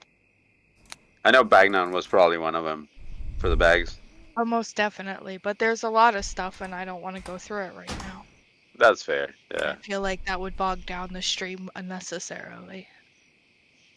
Oh yeah. Actually, hang on. I'm gonna share the screen one more time. Next, you definitely should see this because you're gonna know these zones. Let's see. So let's watch this together. Where's the share? Share your screen. We're just gonna share. Can I just share the thing? The entire screen. There we go. I'm gonna share first screen. I'm gonna add down some of the stuff, but it's this. Okay. I don't know if you had seen this, Signing up but this to is recent. Turtle Well patch. Yeah. Okay. Added places within the already existing dungeons. So Okay. this is added to Razor Fence Down. It's a whole area, new boss, new elites around there, new pools. Sulfurak gets an arena with an event.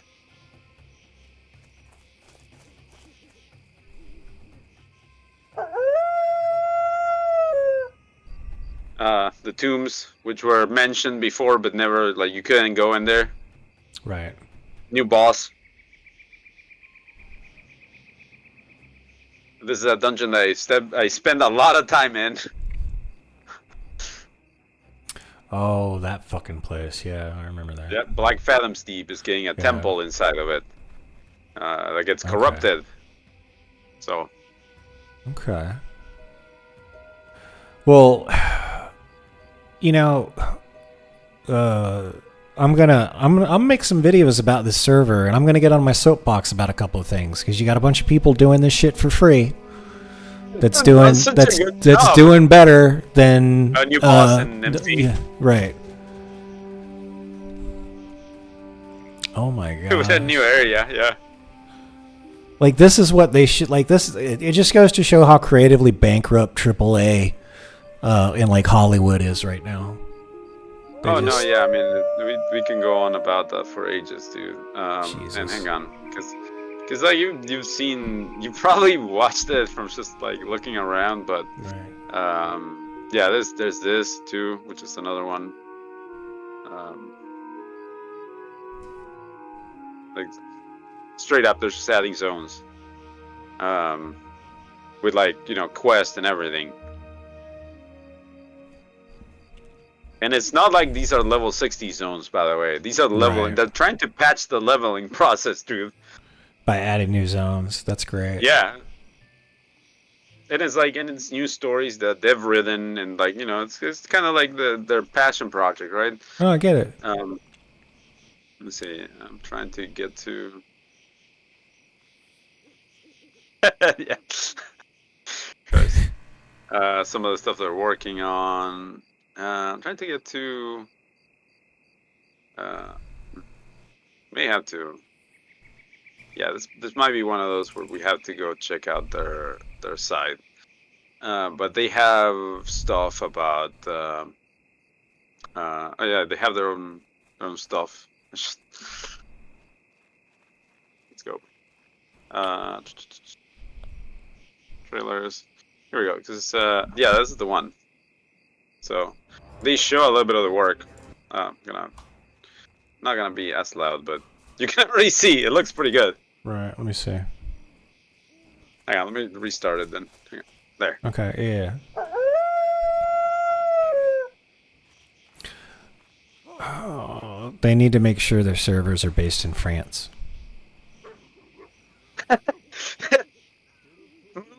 Oh.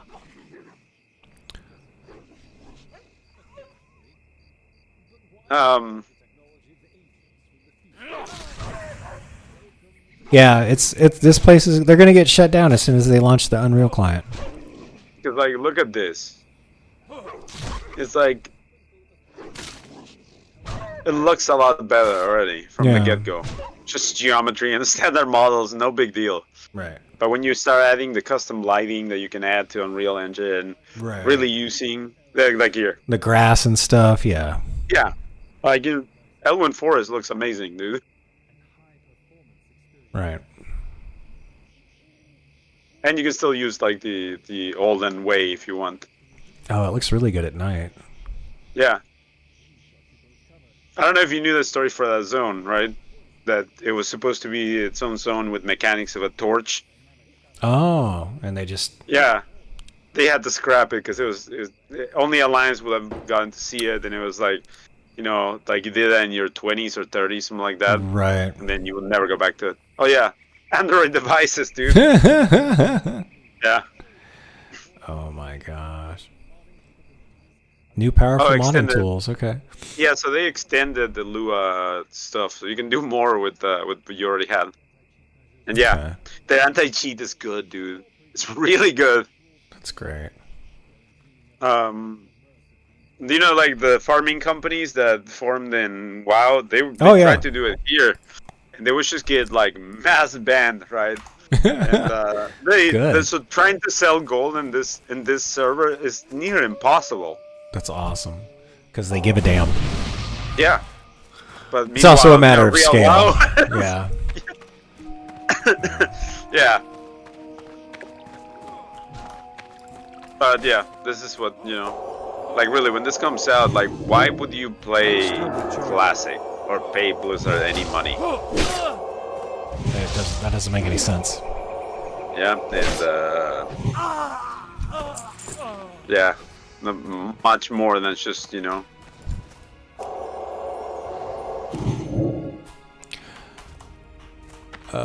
No, I think that's awesome. And they are legit about this, by the way. Right. Like they are very, very legit about it. I'm sad because when they launch that Unreal thing, they're gonna get C and D, and then it'll be all over. No, yeah, I mean, like, look, these guys put out quality stuff, like all their media, right? Yeah, like, this makes sense of what like classic WoW should be. You know what I'm saying? Yeah. This is for like the latest raid that they had. I'm just gonna fast forward. Yes. You know, this isn't Karazhan. Right. The Worgen are there. They're using the original, I guess, Karazhan.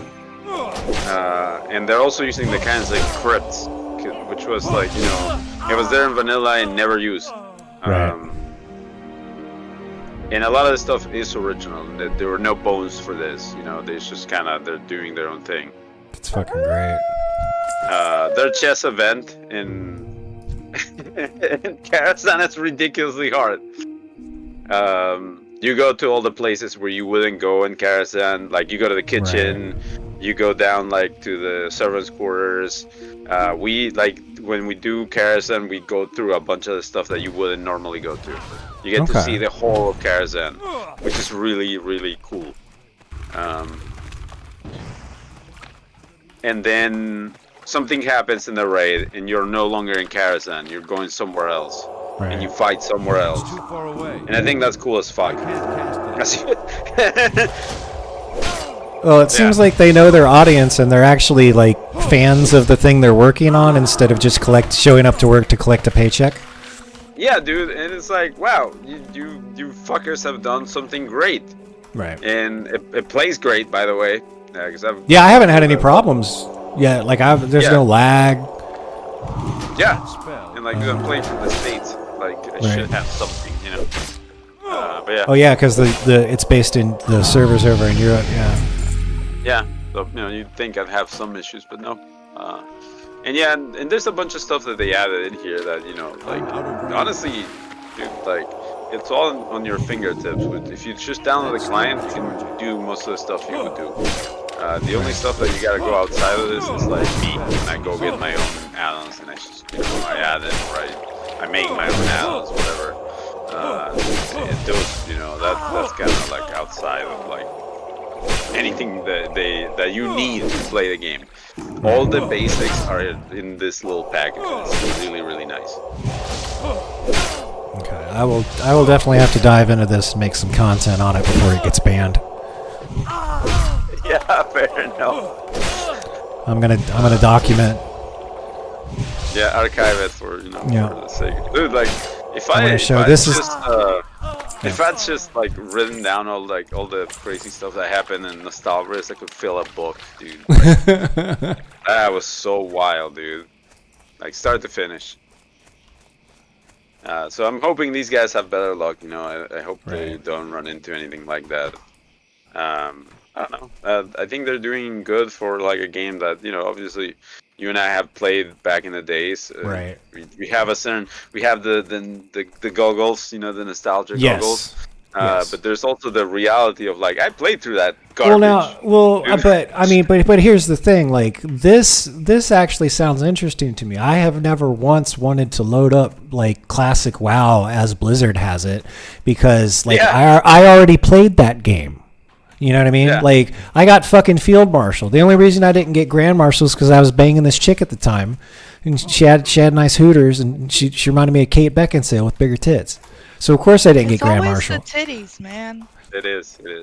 So, but, like, I never had... People are like, oh, you're going to play Classic WoW when it comes out? No, I already played the game. I beat it for as far as I'm concerned. I beat the damn game.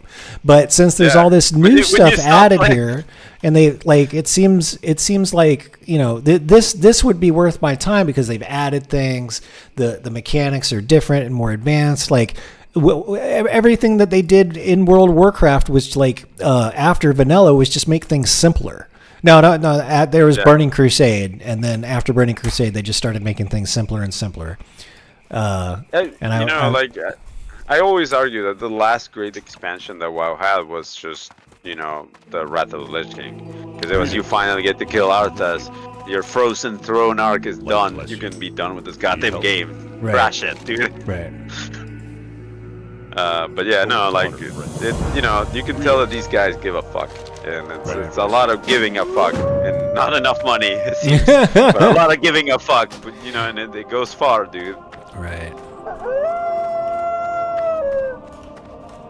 Like they definitely are not like super rich or like there's stuff that happens to the server that you obviously know that these guys are running on a shoestring budget. Right. Like sometimes there's like no moderation for like hours. Shut up, phone. Light be with you. And like there's certain gaps, but like you talk to like some of these people. Like I know a couple of the GMs, I know a couple of the people on the staff. Like I've talked to them because they also play the game, dude. Like you. If you're grouping around, if you're like doing stuff, you will run into staff actually playing the game, and you won't know who they are unless they tell you. Unless they tell you, yeah. Unless you start being a douchebag and they tell you. So I was being a douchebag to a douchebag. No excuse, right? You shouldn't do it. You should follow the rules. Right. And a certain GM like messaged me and was like, "Hey, dude, like you shouldn't do that. Like just kind of chill out." I'll, like that's for us to take care of, blah blah blah. And hey, by the way, you were tanking this for me the other day. So. Dude, really? That's fucking great. Yeah, and so they play the game, dude. So they care. They it's their game, obviously too, because they're you know, a part of the community and all that.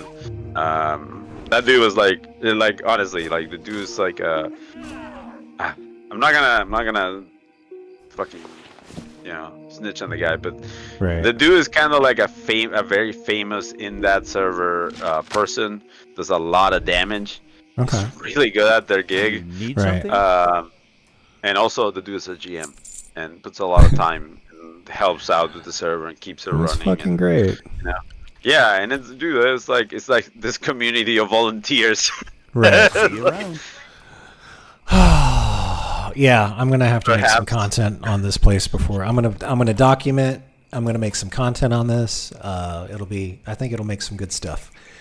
No, they've been going for a long time, so there's a wealth of knowledge about these guys. It's fucking great. And I'm sure Vor can attest to like the experience. That's, you know, it's pretty awesome playing here. So you know, good stuff.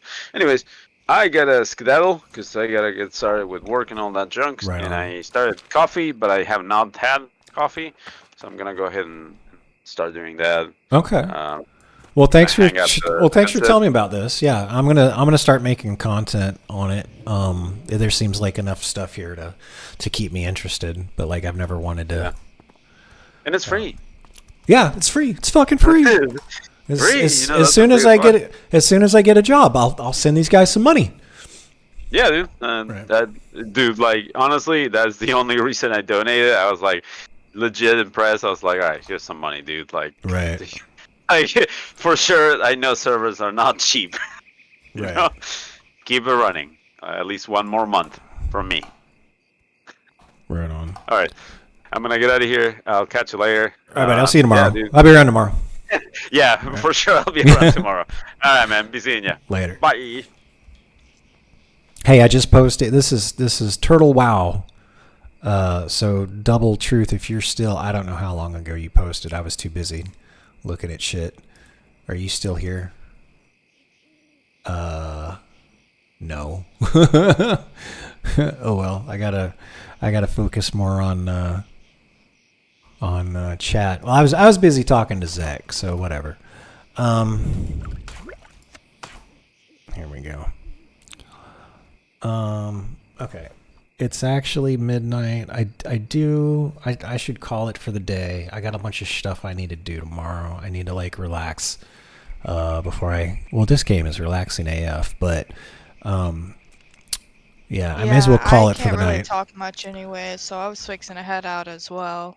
Oh, it's all good. Yeah, I'm gonna relax. I'm gonna go to bed, and then I'm gonna get up before fucking noon tomorrow, and then I'll start the stream and work on some shit. So I've got stuff I got to do for hopefully get another stream of revenue going. I'm taking a CPA training course, and then I got to apply for some more jobs and just do all that shit before I can comfortably sit here and play a video game. Because right now my brain's like, hey, you got shit to do. You need to go to bed.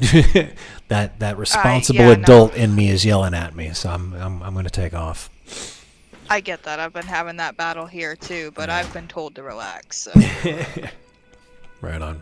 All right, have a good one. All right, Bye. see ya. Okay, let's see here. Are you resting in here? Is this where you get the rest XP?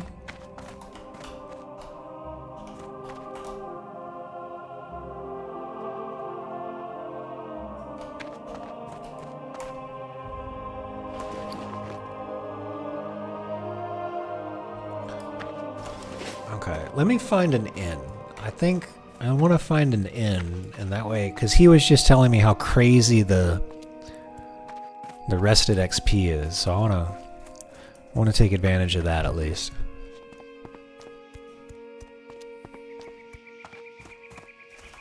How are you?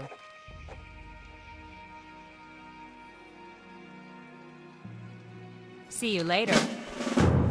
Okay.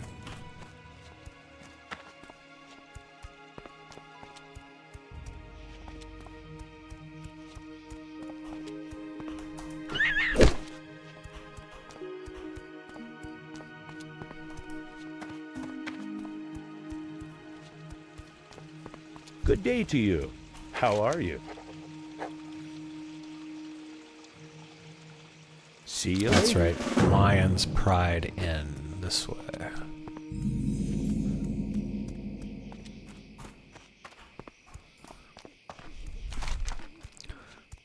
And then it's what? Goldshire's the name of it, I think.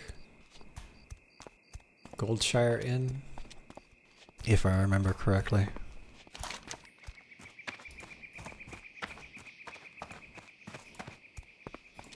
Yeah, Goldshire. And we'll log out in the Goldshire Inn and then pick this up again tomorrow after I get my response. I gotta be responsible and do stuff.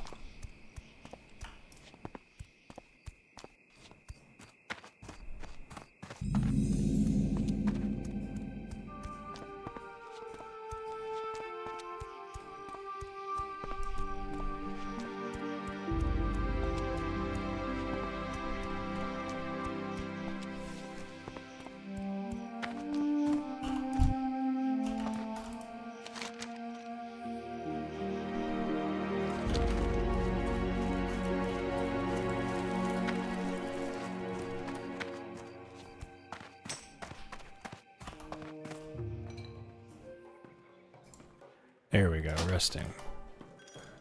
Are we resting? There we go, we're resting right there. Okay, that's how I look at it. Okay.